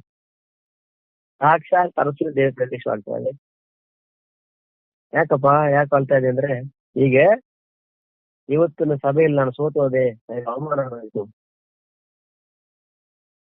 ಅಂತ ಹೇಳಿ ಹೇಳ್ತಾನೆ. ಹೇಳಿದಾಗ ಸರಸ್ವತಿ ದೇವಿ ಉಪಾಸಕನಾಗಿದೆ. ಆ ಸರಸ್ವತಿ ದೇವಿ ಆಗಿಂದ ಹಾಗೆ ಅನುಗ್ರಹ ಮಾಡ್ತಾಳೆ. ಆ ರಾತ್ರಿ ನಾನು ಒಂದು ವ್ಯಾಕರಣ ಶಾಸ್ತ್ರವನ್ನ ಬರೀತಾನೆ. ಆ ರಾತ್ರಿ ವ್ಯಾಕರಣ ಶಾಸ್ತ್ರ ರಚನೆ ಮಾಡಿ ರಾತ್ರಿ ಬೆಳಗ್ಗೆ ಮತ್ತೆ ಸಭೆ ಪ್ರಾರಂಭ ಆಗ್ತದೆ. ತಗೊಂಡೋಗಿ ಅಲ್ಲಿ ಇಡ್ತಾನೆ. ಅದನ್ನು ನೋಡ್ತಾರೆ ಅಷ್ಟೇ, ಏನು ಮಾತಾಡಲಿಲ್ಲ. ಆ ವ್ಯಾಕರಣ ಶಾಸ್ತ್ರವನ್ನು ನೋಡಿ ಅಲ್ಲಿದ್ದ ಎಲ್ಲಾ ಪಂಡಿತರು ಮೂಕ ಸ್ಮೃತರಾಗ್ತಾರೆ. ನಮಸ್ಕಾರ ಮಾಡಿ, ಇನ್ನೇನು ನಾವು ನಿಮ್ ಜೊತೆ ವಾದ ಮಾಡೋ ಶಕ್ತಿ ನಮ್ಗಿಲ್ಲ ಅಂತ ಹೇಳಿ ಅವರೇ ಇವರಿಗೆ ಸನ್ಮಾನ ಮಾಡಿ ಅವರಲ್ಲಿಂದ ವಾದ ನಿಲ್ಲಿಸಿ ಹೊರಟೋಗ್ಬಿಡ್ತಾರೆ. ಯಾಕೆ ಹೇಳ್ತಾರೆ ಅಂದ್ರೆ, ಪರಮಾತ್ಮ ಅನುಗ್ರಹದಿಂದ ಒಬ್ಬ ಮೂಕ ಕೂಡ ವಾಕ್ಯಾಳ ಆಗಬಲ್ಲ, ಒಬ್ಬ ಅಜ್ಞಾನಿ ಕೂಡ ಜ್ಞಾನಿ ಆಗಬಲ್ಲ. ಯಾವಾಗ ಅಷ್ಟು ವಿಶ್ವಾಸ ಇರುತ್ತೆ. ಸರ್ವಶಕ್ತಿವಂತ, ಏನ್ ಬೇಕಾದ್ರೂ ಅಜ್ಞಾನಿಯನ್ನ ಜ್ಞಾನಿ ಮಾಡಬಲ್ಲ. ಅಂಗುಂ ಲಂಘಯತೆ ಗಿರಿಂ, ಒಬ್ಬ ಕುಂಟಕನು ಪರ್ವತ ಏರೋನಾಗಿದ್ದಾನೆ ಅಂದ್ರೇನು, ಒಬ್ಬ ಸಾಮಾನ್ಯ ವ್ಯಕ್ತಿ ಕೂಡ ಅತ್ಯಂತ ಶ್ರೇಷ್ಠ ವ್ಯಕ್ತಿ ಆಗ್ತಾನೆ. ಯತ್ ಕೃಪಾ, ಯಾರ ಕೃಪೆ ಇದ್ರೆ ಅಂದ್ರೇನು, ಪರಮಾತ್ಮ ಕೃಪೆ ಇದ್ರೆ. ಯಾರ ಕೃಪೆ ಇದ್ರೆ, ಪರಮಾತ್ಮ ಕೃಪೆ ಇದ್ರೆ. ಎಲ್ಲರ ಸುಹೃತ್ ಅಂದ್ರೇನು, ಕಾರಣವಿಲ್ಲದೆ ಶ್ರೇಷ್ಠ ಮಾಡ್ತಕ್ಕಂಥವ್ನು. ಯಾವ ಕಾರಣ ಇಲ್ಲ ಹೇಳ್ಕೊಂಡು ನಾವು ಪರಮಾತ್ಮನ ಬೇವರನ್ನ ಕೂಡ ಅಧರ್ಮ ಕಾರ್ಯಗಳನ್ನ ಮಾಡ್ತಕ್ಕಂಥವ್ರನ್ನು ತಾನೂ ಪರಮಾತ್ಮ ಕಾಪಾಡ್ತಾನೆ. ಯಾಕೆ, ಅವನಿಗೇನು ಕಾಪಾಡ್ಲಿಕ್ಕೆ ಕಾರಣ ಬೇಕಾಗಿಲ್ಲ. ಇವ್ರು ಒಳ್ಳೆ ಹಂಗಾಗಿ ಅವ್ರಿಗೆ ಊಟ ಕೊಡಿ, ಆಶ್ರಯ ಕೊಡಿ, ಕೆಟ್ಟವ್ರು ಹೋಗಿ ನಾವು ಅದೇ ಪರಮಾತ್ಮಗಲ್ವಂತೆ ಸುಶ್ರುತ್ತು. ಕಾರಣವಿಲ್ಲದೆ ಎಲ್ಲರನ್ನೂ ಕೂಡ ಕಾಪಾಡ್ತಾನೆ. ಅವನು ಒಬ್ಬ ಅಜ್ಞಾನಿ ಆಗಿರ್ಬೋದು, ಅವನು ನಿಷಿದ್ಧ ಕರ್ಮಗಳನ್ನ ಮಾಡ್ತಾ ಜೀವನ ಮಾಡ್ತಾನೆ. ನೋಡ್ತೀವಿ ಎಂತ ಮಹಾನ್ ದಾನಿಗಳು ಕೂಡ ಬರ್ತಾನೆ ಇರ್ತಾರೆ. ಅವನು ಬೇರೆ ಸತ್ತೋಗ್ಬಿಡ್ಲಿ ಇಲ್ಲ, ಅವನು ತಿಂದ ಊಟ ಕೂಡ ಜೀರ್ಣ ಮಾಡ್ತಾನೆ. ಅವನ ಶರೀರದಲ್ಲಿ ಏನೆಲ್ಲ ಕೆಲಸ ಪರಮಾತ್ಮ ಮಾಡ್ತಾರಲ್ವಾ, ಅಹಂ ವೈಶ್ವಾನರೋ ಭೂತ್ವ ಪ್ರಾಣಿನ ದೇಹಮಾಶ್ರಿತ ಪ್ರಾಣಾಪಾನ ಸಮಾಯುಕ್ತ ಪಚಾಮ್ಯನ್ನಂಶಿತ. ಪ್ರತಿಯೊಂದು ಜೀವಿ ಶರೀರದಲ್ಲಿ ನಾನು ಜಠರಾಗ್ನಿ ಸ್ವರೂಪವಾಗಿ ಅವ್ರು ತಿಂತಕ್ಕಂತ ಭಕ್ಷ್ಯ ಭೋಜ್ಯ ಲೇಹ್ಯ ಚೋಹ್ಯ ಎಂಬತಕ್ಕಂತ 4 ವಿಧ ಆಹಾರವನ್ನು ನಾನು ಜೀರ್ಣ ಮಾಡ್ತಾ ಇದ್ದೇನೆ. ಇವನು ಕಲ್ಲ, ಇವನು ಶರೀರದಲ್ಲಿ ಯಾಕೆ ಮಾಡ್ಲಿ? ಹಂಗೆಂದು ಆತರ ಎಂದು ಅಂದ್ಕೊಳ್ಳೇ ಇಲ್ಲ. ಅವನು ಕಲ್ಲ ಅನ್ನಲ್ಲ, ನಾನು ಐಶ್ವರ್ಯನಾಗಿ ಎಲ್ಲಿದ್ದೇನೆ? ಅಹಂ ವೈಷ್ಣವತ್ವ ಪ್ರಾಣಿನಾಂ ಜಠರದಲ್ಲಿ ಶರೀರದಲ್ಲಿ ಹೊಟ್ಟೆಯಲ್ಲಿದ್ದು ಅವ್ರು ತಿಂತಕ್ಕಂತ ಎಲ್ಲ ಆಹಾರವನ್ನು ನಾನೇ ಜೀರ್ಣ ಮಾಡ್ತಾ ಇದ್ದೀನಿ. ಇನ್ನಾದ್ರೂ ನಾವು ತಿಂದ ಆಹಾರ ನಾವು ಜೀರ್ಣ ಮಾಡಿದ್ವಿ ಅಂತಂದ್ರೆ ನಾವು ಜೀರ್ಣ ಮಾಡಕ್ಕಾಗಲ್ಲ. ಗೊತ್ತಿಲ್ಲ ಯಾರು ಮಾಡ್ತಾರೋ ಗೊತ್ತಿಲ್ಲ, ನಾವು ತಿಂದು ಮನೆಗೆ ಬಿಡ್ತೀವಿ ಅಷ್ಟೇ. ಅಥವಾ ತಿಂದು ನಮ್ಮ ಕೆಲಸ ಕಾರ್ಯದಲ್ಲಿ ನಿರತರಾಗುತ್ತೆ. ಆದ್ರೆ ತಿಂದ ಆಹಾರ ಎಷ್ಟು ಚೆನ್ನಾಗಿ ಜೀರ್ಣವಾಗಿ ಅದು ಭಾಗವಾಗಿ ವ್ಯರ್ಥ ಪದಾರ್ಥಗಳನ್ನ ಇನ್ನೊಂದು ಕಡೆಗೆ ಹೋಗಿ ಸಾರವತ್ತವಾದ ಪದಾರ್ಥ, ಅದರಲ್ಲಿ ಇರ್ತಕ್ಕಂಥ ಸಾರ, ಆಹಾರದಲ್ಲಿರ್ತಕ್ಕಂಥ ಏನು ಪೋಷಕ ಪದಾರ್ಥಗಳು ಅವೆಲ್ಲ ಚಿತ್ರವಾಗಿ ಬೇರೆ ಕಡೆ ಅವೆಲ್ಲ ಶರೀರದಲ್ಲಿರ್ತಕ್ಕಂಥ ಕಣ್ಣಿಗೆ ಏನು ಹೋಗ್ಬೇಕು, ಕಾಲಿಗೆ ಏನು ಹೋಗ್ಬೇಕು, ಮೂಳೆಗೆ ಏನು ಹೋಗ್ಬೇಕು, ಯಾವ ಭಾಗಕ್ಕೆ ಏನು ಸೇರ್ಬೇಕು, ರಕ್ತ ಹೇಗಾಗ್ಬೇಕು, ಎಲ್ಲ ಪ್ರಕ್ರಿಯೆ ನಡೀತಾ ಇದೆ. ನಮಗೆ ಅರಿವಿಲ್ಲದೆ.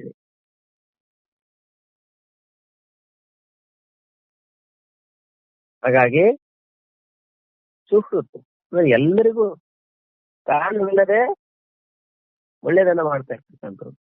ಒಬ್ಬ ಕಳ್ಳನ ಶರೀರದಲ್ಲಿ ತಿಂದ ಆಹಾರ ಕೂಡ ಜೀರ್ಣವಾಗ್ತದೆ, ಅವನು ಕೂಡ ಸೂರ್ಯನ ಬೆಳಕು ಬರ್ತದೆ, ಅವನು ಕೂಡ ಗಾಳಿ ಆಗ್ತದೆ. ಇವನಿಗೆ ಗಾಳಿ ಸುಹೃತ್ತು ಎಲ್ರಿಗೂ ಶ್ರೇಯಸ್ಸನ್ನ ಮಾಡ್ತಕ್ಕಂಥವ್ರು ಮತ್ತು ಪರಮ ಅತ್ಯಂತ ಸಮೀಪ ಇರತಕ್ಕಂಥವ್ರು. ಎಲ್ಲರಿಗಿಂತ ಸಮೀಪ ಇರ್ತಕ್ಕಂಥ ಯಾರು ಗೊತ್ತೇ? ನಮ್ಮ ಶರೀರಕ್ಕಿಂತ ಸಮೀಪ ಇರ್ತಕ್ಕಂಥ ಪರಮಾತ್ಮ. ಶರೀರ ಒಂದ್ ಸಮಯದಲ್ಲಿ ಮಾತ್ರ ಕಾಣಿಸ್ತದೆ, ಆದರೆ ಪರಮಾತ್ಮ ಜಾಗ್ರತ ಅವಸ್ಥೆ ಮಾತ್ರ ಸೀಮಿತ ತಾನೇ ಶರೀರ. ಸ್ವಪ್ನದಲ್ಲಿ ಎಲ್ಲಿದೆ ಈ ಶರೀರ? ಸುಷುಪ್ತ ಅವಸ್ಥೆಯಲ್ಲಿದೆ, ಸಮಾನಿಷ್ಠತೆಯಲ್ಲಿದೆ ಶರೀರ. ಆದ್ರೆ ಅಲ್ಲೂ ಕೂಡ ಪರಮಾತ್ಮ ಆತ್ಮೀಯ. ಆತ್ಮೀಯ ಅಂದ್ರೇನು? ಆತ್ಮೀಯರಂದ್ರೇನು? ನಾನೇ ನೀವಾಗಿರ್ತಕ್ಕಂಥ ಆತ್ಮೀಯರೇ. ಶಬ್ದ ಇದು ನೋಡಿದ್ದೀರಾ? ಆತ್ಮೀಯರ ಅಂದ್ರೇನು? ನನಗಿಂತ ಬೇರಿಲ್ಲ ಅಂತ ಅಂದ್ರೇನು? ಅತ್ಯಂತ ಸಮೀಪದವರಾಗಿದ್ದೀರಿ ಆತ್ಮೀಯರೇ ಶಬ್ದದ ಅರ್ಥ. ಮತ್ತು ತನ್ನ ಸರ್ವಸ್ವವನ್ನು ತಿಳಿಯಿತು. ಅತ್ಯಂತ ಸಮೀಪ ಇರ್ತಕ್ಕಂಥ ಪರಮಾತ್ಮ ಮತ್ತು ತನ್ನ ಸರ್ವಸ್ವ ಅಂದ್ರೆ ತನ್ನ ಸರ್ವಸ್ವ ಕೂಡ ಪರಮಾತ್ಮ. ಹಾಗೂ ಅವನು ಮಾಡಿರುವ ಪ್ರತಿಯೊಂದು ವಿಧಾನದಲ್ಲಿ ಅದೇನು ಜೀವನದ ಏನೆಲ್ಲ ಪ್ರಾಪ್ತಿ ಆಗಿದ್ದಾವೆ, ಅದು ಲಾಭ ಆಗಿರ್ಬೋದು, ನಷ್ಟ ಆಗಿರ್ಬೋದು, ಕಷ್ಟ ಆಗಿ ಆ ವಿಧಾನದಲ್ಲಿ ಸದಾ ಸುಪ್ರಸನ್ನ ಪ್ರಸನ್ನ. ಪರಮಾತ್ಮ ವಿಧಾನದಲ್ಲಿ ಪ್ರಸನ್ನತೆ. ಒಂದ್ಸರಿ ಲಾಭ ಆಗ್ತದೆ, ಒಂದ್ಸರಿ ನಷ್ಟ ಆಗ್ತದೆ, ಇನ್ನೊಂದ್ಸರಿ ಸಮ್ಮಾನ ಆಗ್ತದೆ, ಇನ್ನೊಂದ್ಸರಿ ಅವಮಾನ ಆಗ್ತದೆ. ಒಂದ್ ಸಮಯದಲ್ಲಿ ಒಳ್ಳೆ ಆರೋಗ್ಯ ಆಯ್ತು, ಈಗ ಅನಾರೋಗ್ಯ ಆಗಿದೆ. ಒಂದೊಮ್ಮೆ ಈಶ್ವರ ಬೇಕಾದ್ರೆ ಇದ್ದ, ಈಗ ಸ್ವಲ್ಪ 4 ಹೆಜ್ಜೆ ಆಗ್ಲಿಕ್ಕೆ ಕಷ್ಟ ಅನಿಸಿದೆ. ಅಂದ್ರೆ ಇದು ಪರಮಾತ್ಮನ ವಿಧಾನ. ಇದರಲ್ಲಿ ಎಲ್ಲದರಲ್ಲೇನು ಅವನಿಗೆ ಸುಪ್ರಸನ್ನತೆ. ಒಂದ್ಸರಿ ಬಿಸಿಲು ಬರ್ತಾ ಇದೆ, ಚಳಿ ಆಗ್ತಾ ಇದೆ, ಮಳೆ ಆಗ್ತಾ ಇದೆ, ಅಯ್ಯೋ ಇದು ಏನ್ ಬಿಸಿಲು ಅಂತ ಪರಮಾತ್ಮ ವಿಧಾನದಲ್ಲಿ ಅವನಿಗೆ ಸುಪ್ರಸನ್ನ. ಅಂದ್ರೆ ಇಲ್ಲಿ ಸುಪ್ರಸನ್ನ. ಹಾ, ಇದು ಕೂಡ ಪರಮಾತ್ಮನೇ ಚಾವಿ. ಅದರಲ್ಲಿ ಎಲ್ಲೂ ಭಾರ ಇಲ್ಲ. ಪರಮಾತ್ಮ ಅಂದ್ರೆ ಅವನ್ಯಾರು? ಪರಮಾತ್ಮನ ಮಾಡಿರ್ತಕ್ಕಂಥ ಪ್ರತಿ ವಿಧಾನದಲ್ಲಿ ಲಾಭದಲ್ಲಿ ನಷ್ಟ ಅದೇ ಸ್ವಾಮಿ ಸಾಧ್ಯ ಹೇಳ್ಕೊಡಕ್ಕೆ ಸಂಬಂಧಪಟ್ಟಂತೆ ಅಭ್ಯಾಸ ಅವಶ್ಯಕ ಇರ್ತದೆ. ಪರಮಾತ್ಮ ಇರ್ಬೇಕಾಗ್ತದೆ. ಅವನು ಮಾಡಿರತಕ್ಕಂಥ ಪ್ರತಿಯೊಂದು ವಿಧಾನದಲ್ಲಿ ಸದಾ ಸುಪ್ರಸನ್ನ. ಪ್ರಸನ್ನ ಅಲ್ಲ, ಸುಪ್ರಸನ್ನ. ಪ್ರಸನ್ನತೆಗಿಂತ ಜಾಸ್ತಿ ಸುಪ್ರಸನ್ನ. ಮತ್ಪರಮಃ ಅವರಲ್ಲಿ ಮತ್ಪರಮ ಅರ್ಥಾತ್ ಭಗವಂತನ ಪರಾಯಣಾಗಿದೆ. ಅಂದ್ರೆ ಭಗವಂತನಿಗಾಗಿ ಜೀವನ ಮಾಡ್ತಾ ಇದ್ದಾನೆ. ಏನ್ ಮಾಡಿದ್ರು ಅವ್ರು ಭಗವಂತನಿಗೆ ಮಾಡ್ತಾನೆ. ಅವರನ್ನೇ ಪರಮಾತ್ಮ ಅಂತ ತಿಳ್ಕೊತಾನೆ. ಅದಕ್ಕೆ ಯೋಗ್ಯವಾದನು ಪರಮಾತ್ಮ ಅಂತ ತಿಳ್ಕೊತಾನೆ. ಸರ್ವೋತ್ತಮ, ಸರ್ವಾಧಾರ, ಸರ್ವಶಕ್ತಿವಂತ, ಎಲ್ಲರ ಸ್ವರೂಪು ಪರಮ ಆತ್ಮೀಯ, ನನ್ನನ್ನೇ ಸರ್ವಸ್ವ ಅಂತ ತಿಳ್ಕೊಂತಾನೆ. ಹಾಗೂ ಅವನು ಮಾಡಿರ್ತಕ್ಕಂಥ ಪ್ರತಿಯೊಂದು ವಿಧಾನದಲ್ಲಿ ಉತ್ತರಸನ್ನಾಗಿರ್ತಾನೆ. ಅವನನ್ನೇ ಮತ್ಪರಮಃ ಅರ್ಥಾತ್ ಭಗವಂತನ ಪರಾಯಣಾಗಿರ್ತಾನೆ. ಇದೆಲ್ಲ ಕೂಡ ಅನನ್ಯ ಭಕ್ತಿಯ ಲಕ್ಷಣಗಳು. ಅನನ್ಯ ಭಕ್ತಿ ಯಾರಲ್ಲಿದೆ ಅವರಲ್ಲಿ ಈ ಲಕ್ಷಣ ಎಲ್ಲ ಕಾಣಿಸ್ತಾ ಉಂಟೆ. ಏನು ಅದಿಲ್ಲ ಇದಿಲ್ಲ ಹಿಂಗಾಗಿ ಈ ರೀತಿ ಇಲ್ಲ. ಮತ್ತೇನು? ಮತ್ಪರಾಯಣ, ನನ್ನ ಪರಾಯಣ ಆಗಿಲ್ಲ. ಮದ್ಭಕ್ತ ಇದರ ಭಾವ ಏನು? ಭಗವಂತನಲ್ಲಿ ಅನನ್ಯ ಪ್ರೇಮ ಉಂಟಾಗುವ ಕಾರಣ ಯಾರು ಭಗವಂತನಲ್ಲಿಯೇ ತನ್ಮಯನಾಗಿ ನಿತ್ಯ ನಿರಂತರ ಭಗವಂತನ ನಾಮ, ರೂಪ, ಗುಣ, ಪ್ರಭಾವ ಮತ್ತು ಲೀಲಾದಿಗಳ ಶ್ರವಣ, ಕೀರ್ತನ ಮತ್ತು ಮನನ ಮೊದಲಾಗಿ ಮಾಡುತ್ತಾ ಇರುತ್ತಾರೋ ಇವುಗಳಿಲ್ಲದೆ ಯಾರಿಗೆ ಕ್ಷಣ ಮಾತ್ರವೂ ಇರುವುದಿಲ್ಲವೋ ಮತ್ತು ಭಗವಂತನಾಗಿ ಅತ್ಯಂತ ಉತ್ಕಂಠದಿಂದ ನಿರರ ಉತ್ಸುಕ ಅವನು ಭಕ್ತ ಅರ್ಥಾತ್ ಭಗವಂತನ ಭಕ್ತನಾಗಿದ್ದಾನೆ.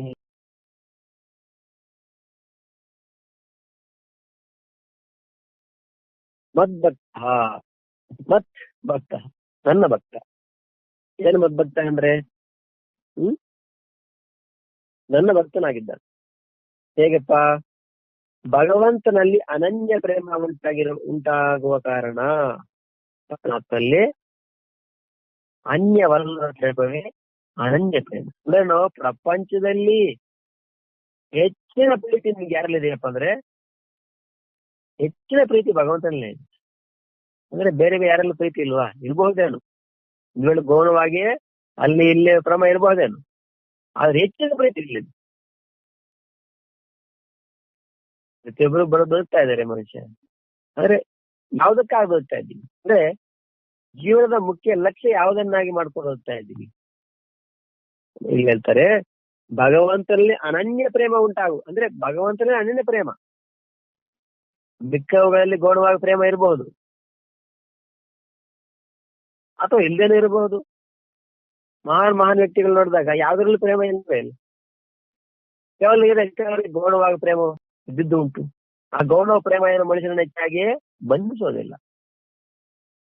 ಗೌಣವಾಗಿರ್ತಕ್ಕಂಥ ಅಭಿಮಾನ, ಗೌಣವಾಗಿರ್ತಕ್ಕಂಥ ಪ್ರೇಮ ಆಗಲಿ, ಆಸಕ್ತಿ, ಆದ್ರೆ ಮುಖ್ಯವಾಗಿರ್ತಕ್ಕಂಥ ಆಸಕ್ತಿಗಳೇ, ಪ್ರೇಮಗಳೇ ಮನುಷ್ಯನ ಬಂಧಿಸುತ್ತವೆ. ಹಾಗಾಗಿ ಪ್ರೇಮ ಮುಖ್ಯವಾಗಿ ಎಲ್ಲಿರ್ಬೇಕಪ್ಪ, ಆಸಕ್ತಿ ಅಂತ ಪಾರಲ್ಲಿ ಇರಬೇಕು ಅಂತ ಹೇಳ್ತಾನೆ. ವಿಶೇಷ ಹೌದಲ್ವಾ? ಇಲ್ಲೆಲ್ಲ ನಾವು ಆಸಕ್ತಿ ಪ್ರೇಮ ಇಟ್ಕೊಂಡು ಬಂಧನ ಅಂತ ಹೇಳ್ತೇವಲ್ಲ, ಮತ್ತೆ ಪರಮಾತ್ಮನ ಆಸಕ್ತಿ, ಪರಮಾತ್ಮನ ಆಸಕ್ತಿ ಮಿಕ್ಕ ಎಲ್ಲ ಬಂಧನಗಳನ್ನ ಬಿಡಿಸುವಂತದ್ದು. ಪ್ರಪಂಚದ ಆಸಕ್ತಿ ಮನುಷ್ಯನನ್ನ ಬಂಧಿಸುವಂತ. ಈಗ ಕೋರಿಕೆ ಇದೆ, ಕೋರಿಕೆಗಳೇ ದುಃಖ ನಿಜ. ಪರಮಾತ್ಮನ ಪ್ರಾಪ್ತಿ ಕೂಡ ಕೋರಿಕೆ ಇದೆ, ಮುಕ್ತಿ ಬೇಕು ಅನ್ನೋದು ಕೋರಿಕೆ ಇದೆ. ಕೋರಿಕೆ ಅನ್ನೋದು ಇದು ಕೋರಿಕೆಯ ಲಿಸ್ಟಲ್ಲಿ ಬರೋದಿಲ್ಲ. ಇದು ಯಾಕೆ? ಈ ಎಲ್ಲಾ ಕೋರಿಕೆಗಳನ್ನ ತೆಗೆದು ಹಾಕುವಂತ ಕೋರಿಕೆ. ಉದಾಹರಣೆ ಹೇಳ್ಕೊಳ್ತಾ ಇರ್ತಾರೆ, ಏನು, ಕಾಲಲ್ಲೊಂದು ಮುಳ್ಳಿದೆ, ಮುಳ್ಳು ಚುಚ್ಚಿದೆ, ಕಾಲ ಒಳಗಿದೆ, ಅದನ್ನು ತೆಗಿಲಿಕ್ಕೆ ಇನ್ನೊಂದು ಮುಳ್ಳು ತಗೊಂಡ್ ಬರ್ತೀವಿ, ಎರಡೂ ಮುಳ್ಳೆ. ಆದ್ರೆ ನಮ್ಮ ಕೈಯಲ್ಲಿ ಮುಳ್ಳಿದೆ ಒಂದು, ಏನಕ್ಕದು? ಕಾಲಿನ ಮುಳ್ಳನ್ನ ತೆಗೀಲಿಕ್ಕಾಗಿ. ಹಾಗಾಗಿ ಕಾಲಲ್ಲಿ ಇರ್ತಕ್ಕಂಥ ಮುಳ್ಳು ನಮಗೆ ಶತ್ರು, ಕೈಲಿರುವ ಮುಳ್ಳು ತೆಗೀಲಿಕ್ಕೆ ಬಂದಿದೆ. ಹಾಗಾಗಿ ಇದು ಮಿತ್ರ. ಹಾಗಾಗಿ ಪರಮಾತ್ಮನ ಇಚ್ಛೆ, ಮೋಕ್ಷ ಇಚ್ಛೆ ಅಂತಕ್ಕಂಥದ್ದು ಕೋರಿಕೆ ಅಂತ ಅನಿಸಿದ್ರು ಅದು ಎಲ್ಲಾ ಕೋರಿಕೆಗಳನ್ನ ತೆಗೆಯುವಂತ ಕೋರಿಕೆ, ಎಲ್ಲಾ ಕೋರಿಕೆಗಳಿಂದ ಮುಕ್ತರನ್ನಾಗಿಸ್ತಕ್ಕಂಥ ಕೋರಿಕೆ. ಹಾಗಾಗಿ ಅದನ್ನು ಕೋರಿಕೆ ಅಂತ ಹೇಳಲಿಕ್ಕಾಗಲ್ಲ. ಹಾಗಾಗಿ ಭಗವಂತನಲ್ಲಿ ಅನನ್ಯ ಪ್ರೇಮ, ಅನನ್ಯ ಪ್ರೇಮ, ಪ್ರೇಮ ಅಂತಕ್ಕಂಥ ಪ್ರಪಂಚದಲ್ಲಿ ವಸ್ತುಗಳಲ್ಲಿ, ವೈಭವಗಳಲ್ಲಿ ಎಲ್ರಿಗೂ ಇದೆ.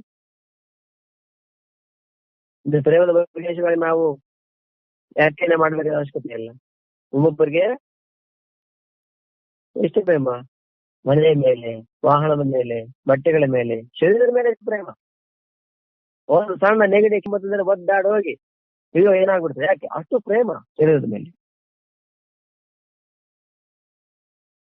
ಅದೇ ರೀತಿ ಕೆಲವರಲ್ಲಿ ಹಣದ ಮೇಲೆ ಪ್ರೇಮ. ನಮ್ಮ ಪ್ರೇಮ ಎಷ್ಟು ಪ್ರಪಂಚದ ವಸ್ತುಗಳಲ್ಲಿ, ಎಷ್ಟೆಷ್ಟೋ ವಸ್ತುಗಳಲ್ಲಿ ಪ್ರೇಮ. ಅದಕ್ಕೆ ತಾನೇ ಜೀವನ ಅದಕ್ಕೆ ಸಮರ್ಪಣೆ ಮಾಡ್ತೀವಿ. ಅದ್ರಲ್ಲಿ ಪ್ರೇಮ ಇಲ್ಲ ಅಂದ್ರೆ ಜೀವನ ಅದಕ್ಕೆ ಯಾರು ಸಮರ್ಪಣೆ ಮಾಡ್ತಾರೆ? ಒಬ್ಬೊಬ್ಬರ ಪ್ರೇಮ ಇರಬಾರ್ದು. ಆದ್ರೆ ಮುಖ್ಯವಾದ ಪ್ರೇಮ ಎಲ್ಲಿದೆ ಅಂದ್ರೆ ಇವಿದ್ರು ಇಲ್ಲದೆ ಇದ್ರು ನಡೀತದೆ, ಆದ್ರೆ ಅದಿಲ್ಲ ಅಂದ್ರೆ ನಡೆಯಲ್ಲ. ಯಾವುದು ಅಂತ ಹೇಳಿ ಒಂದು ಮನುಷ್ಯನಿಗೆ ಇರ್ತಾನೆ. ಇದಿಲ್ಲ ಅಂದ್ರೆ ನಾವು ಬದುಕಕ್ಕಾಗಲ್ಲ, ಅದಿಲ್ಲ ಅಂದ್ರೆ ಬದುಕಕ್ಕಾಗಲ್ಲ. ಆದ್ರೆ ಇಲ್ಲಿ ಆ ಪ್ರೇಮ ಇಲ್ಲಿ ಪರಮಾತ್ಮಲ್ಲಿ ಇರಬೇಕು ಅಂತ. ಭಗವಂತನ ಅನನ್ಯ ಪ್ರೇಮ ಪರಮಾತ್ಮ ಇದ್ರೆ ಸಾಕು. ಏನಿರ್ಲಿ ಏನು ಹೋಗ್ಲಿ ನನ್ಗೇನು ವ್ಯತ್ಯಾಸ ಅನ್ಸಲ್ಲ. ಆಗಿರ್ತಾರಂತೆ ಯಾರು? ಅನನ್ಯ ಭಕ್ತ ಲಕ್ಷಣ ಇದ್ದು ಪರಮಾತ್ಮ ಒಬ್ಬರು ನನಗೆ ಮುಖ್ಯ, ಮಿಕ್ಕ ಏನಿದ್ರೆ ಎಷ್ಟು ಹೋದ್ರೆ ಎಷ್ಟು, ಆ ರೀತಿ ಇರ್ತಾರೆ. ಅವ್ರು ನನಗೆ ಮುಖ್ಯ. ಭಗವಂತನ ಅನನ್ಯ ಪ್ರೇಮ ಉಂಟಾಗಿರುವ ಕಾರಣ ಯಾರು ಭಗವಂತನಲ್ಲಿಯೇ ತನ್ಮಯನಾಗಿ ನಿತ್ಯ ನಿರಂತರ ಭಗವಂತನ ನಾಮ, ರೂಪ, ಗುಣ, ಪ್ರಭಾವ ಮತ್ತು ಲೀಲಾದಿಗಳ ಶ್ರವಣ, ಕೀರ್ತನ, ಭಗವಂತನಲ್ಲಿ ತನ್ಮಯರಾಗಿ ನಿತ್ಯ ನಿರಂತರ ನಾಮ, ರೂಪ, ಗುಣ, ಪ್ರಭಾವ ಮತ್ತು ಲೀಲಾದಿಗಳ ಶ್ರವಣ ಹೇಳ್ಕೊಂಡು ಪ್ರತಿಯೊಂದು ಕಾರ್ಯದಲ್ಲಿ ಎಲ್ಲ ಕೆಲಸ ಬಿಟ್ಟಂತ ಎಲ್ಲಾ ಮಾಡ್ತಾ ಇದ್ರು ಆ ಭಾವನೆಗಳಲ್ಲಿ ಪರಮಾತ್ಮನಿಂದ ಪರಮಾತ್ಮನಿಗಾಗಿ ಪರಮಾತ್ಮನೇ ಮಾಡ್ತಾ ಇದ್ದಾರೆ. ಪ್ರಜೆಗಳಿಗಾಗಿ ಪ್ರಜೆಗಳಿಗೆ ನಡೆಸುವ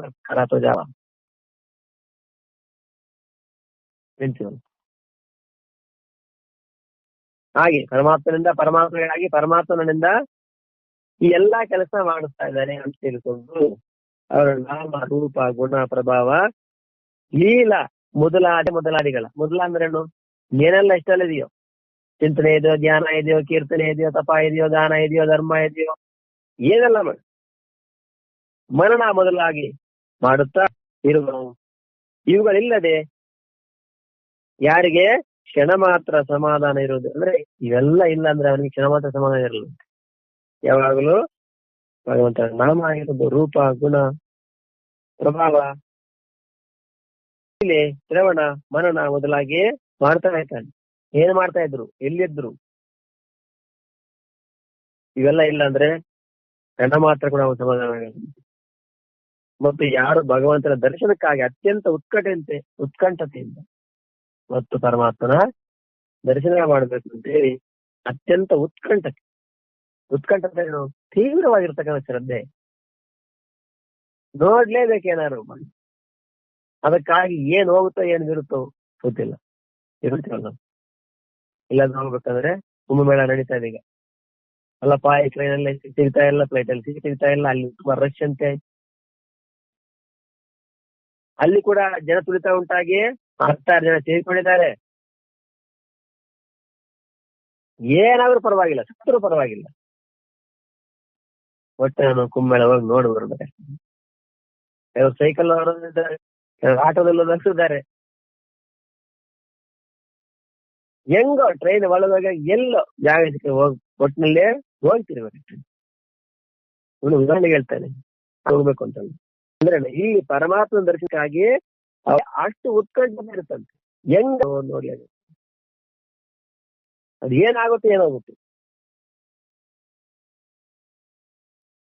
ನಿರಂತರ ಉತ್ಸುಕ ಆಗಿರ್ತಾನೆ. ಒಂದು ಅತ್ಯಂತ ಉತ್ಕಂಠತೆ ಮತ್ತು ನಿರಂತರ ಉತ್ಸುಕತೆ. ಅಂದ್ರೆ ಎಲ್ಲ ಮಾಡ್ತಾ ಮಾಡ್ತಾ ಮಾಡ್ತಾ ಮನುಷ್ಯನಿಗೆ ಏನಾಗುತ್ತದೆ, ಪರಮಾತ್ಮ ದರ್ಶನ ಮಾಡ್ಬೇಕು ಎಲ್ಲ ಪ್ರಯತ್ನ ಮಾಡಿ ಉತ್ಸಾಹ ಕಮ್ಮಿ ಆಗ್ಬಿಡ್ತಾರೆ.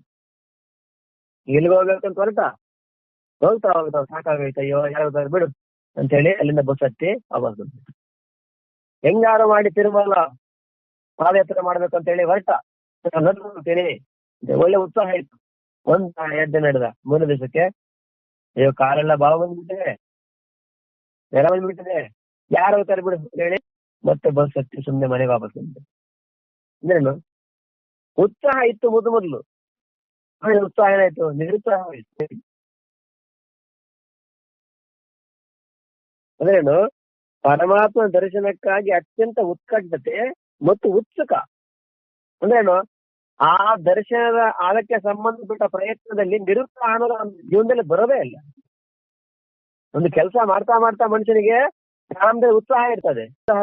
ಏನ್ ಮಾಡ್ತಿರ್ತದೆ ಬಿಡಿ, ಉತ್ಸಾಹ ಕೇಳ್ತಾ ಓಹೋ ಚೆನ್ನಾಗಿದೆ. ಆಮೇಲೆ ಅಯ್ಯೋ ದಿನ ಕೇಳೋದ ಬಿಡಿ, ಏನಿದೆ ಏನು ಉತ್ಸಾಹ ಇಲ್ಲ, ನಿರುತ್ಸಾಹ ಏನು ಯಾವಾಗ್ಲೂ ಅನಿಸುತ್ತಂಗೆ, ಯಾವಾಗ್ಲೂ ಅನ್ಸಲ್ಲ ಬಿಡಿ. ದಿನ ಊಟ ಬೆಳಗ್ಗೆ ದಿನ ಮಾಡುತ್ತಾನೆ, ಏನ್ ಅದ ಸುಮ್ಮನೆ ಬಿಡಿ, ಹಂಗ ಅನ್ಸಲ್ಲ. ಆಮೇಲೆ ಪುನಃ ಉತ್ಸಾಹ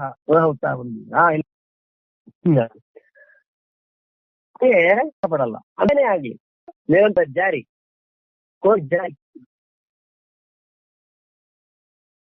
ಅಂತವೇ ಮದ್ಭಕ್ತ, ಅವನೇ ನನ್ನ ಭಕ್ತ, ಅರ್ಥಾತ್ ಭಕ್ತನಾಗಿದ್ದಾನೆ. ಅಂದರೆ ಪರಮಾತ್ಮನ ದರ್ಶನದ ಒಂದು ಪ್ರಯತ್ನದಲ್ಲಿ ನಿರುತ್ಸಾಹ, ಒಂದನೇದಾಗಿ ಅತ್ಯಂತ ಉತ್ಕಂಠತೆ, ನೋಡ್ಬೇಕು ಅಂತ ಶ್ರದ್ಧೆ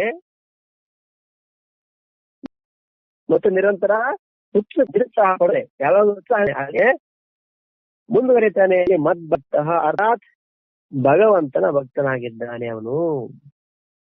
ನೋಡಿ, ಮದ್ಭಕ್ತ ಶಬ್ದಕ್ಕೆ ಎಷ್ಟು ಅರ್ಥ.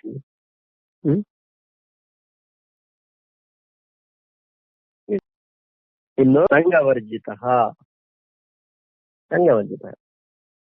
ಸಂಘವನ್ನ ವರ್ಜಿತ ಹೇಗೆ ನೋಡೋಣ. ಇದರ ಭಾವ ಏನು? ಶರೀರ, ಪತ್ನಿ, ಪುತ್ರ, ಮನೆ, ದನ, ಕುಟುಂಬ ಹಾಗೂ ಮಾನ, ದೊಡ್ಡಸ್ತಿಕೆ ಮೊದಲಾದ ಎಷ್ಟು ಈ ಲೋಕ ಮತ್ತು ಪರಲೋಕದ ಬಗ್ಗೆ ಪದಾರ್ಥಗಳಿವೆಯೋ ಆ ಸಂಪೂರ್ಣ ಜಡ ಚೇತನ ಪದಾರ್ಥಗಳಲ್ಲಿ ಕಿಂಚಿನ್ ಮಾತ್ರ ಆಸಕ್ತಿ ಉಳಿದವು. ಭಗವಂತನನ್ನ ಬಿಟ್ಟು ಯಾರಿಗೆ ಯಾವುದರಲ್ಲಿಯೂ ಪ್ರೇಮವಿಲ್ಲವು ಅವನು ಸಂಘವರ್ಜಿತ ಅರ್ಥಾತ್ ಆಸಕ್ತಿ ರಹಿತನಾಗಿದ್ದಾನೆ. ನೋಡಿ, ಆಸಕ್ತಿ ಶಬ್ದಕ್ಕೆ ಎಷ್ಟು ಅರ್ಥ ಇದೆ. ಆಸಕ್ತಿ ಶಬ್ದಕ್ಕೆ ಎಷ್ಟು ಅರ್ಥ ಇದೆ. ಒಂದೊಂದು ಹೇಳ್ತಾ ಹೋದ್ರೆ ಹಬ್ಬ ಯಾವಾಗ ಒಂದೊಂದರಿಂದ ಹೊರಗೆ ಬರೋದು ನಾವು ಅಂತ ಅನ್ಸುತ್ತಲ್ವಾ. ತೊಂದರೆ ಇಲ್ಲ. ಪರಮಾತ್ಮನ ಅನುಗ್ರಹ ಇದ್ರೆ ಜನಾರ್ದನದಲ್ಲಿ ಎಲ್ಲವರಿಂದ ಕೂಡ ಹೊರಗೆ ಬರ್ಬೋದು. ಇದು ದುರ್ಲಭ ಅಂತಲ್ಲ, ಆದ್ರೆ ಪರಮಾತ್ಮನ ಅನುಗ್ರಹ ಇದ್ರೆ ಎಲ್ಲವೂ ಸುಲಭ. ಅದು ಏನೇ ಇರಲಿ, ಅದೆಂಥ ಬೆಲೆಯುಳ್ಳ ವಸ್ತು ಕೂಡ ಆಗಿರ್ಲಿ, ಅದನ್ನ ಸಂಘವನ್ನು ಡಿಟ್ಯಾಚ್ಮೆಂಟ್ ಆಗಿರ್ತಾರೆ. ಸರಿ, ನನ್ನ ಕುಟುಂಬ ಹಾಗೂ ಮಾನ ದೊಡ್ಡಸ್ತಿಕೆ ಮೊದಲಾದ ಎಷ್ಟು ಲೋಕ ಮತ್ತು ಪರಲೋಕದ ಭೋಗ್ಯ ಪದಾರ್ಥಗಳಿವೆಯೋ ಇವುಗಳಲ್ಲಿ ಏನಿದೆ ಸಂಘ, ಆಸಕ್ತಿ. ಸಂಘ ಅಂದ್ರೇನು? ಆಸಕ್ತಿ. ಶರೀರದಲ್ಲಿ ಆಸಕ್ತಿ ಇದೆಯಲ್ವ? ಅಯ್ಯೋ ಆರಾಮ್, ಶರೀರದಲ್ಲಿ ಎಷ್ಟು ಆಸಕ್ತಿ?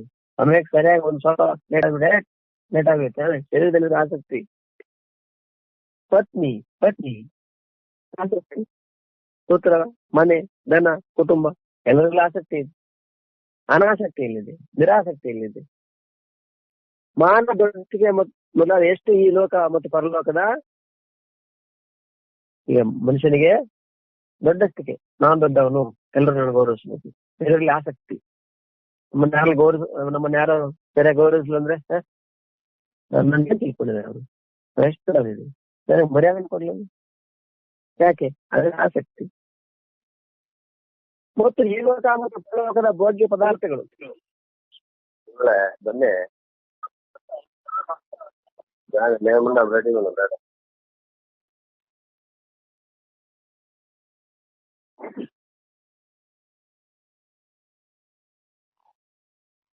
ಈ ಲೋಕ ಮತ್ತು ಸಮಯ ಕೊಡ್ತಾವ ಕ್ಲಾಸ್ ದಯವಿಟ್ಟು.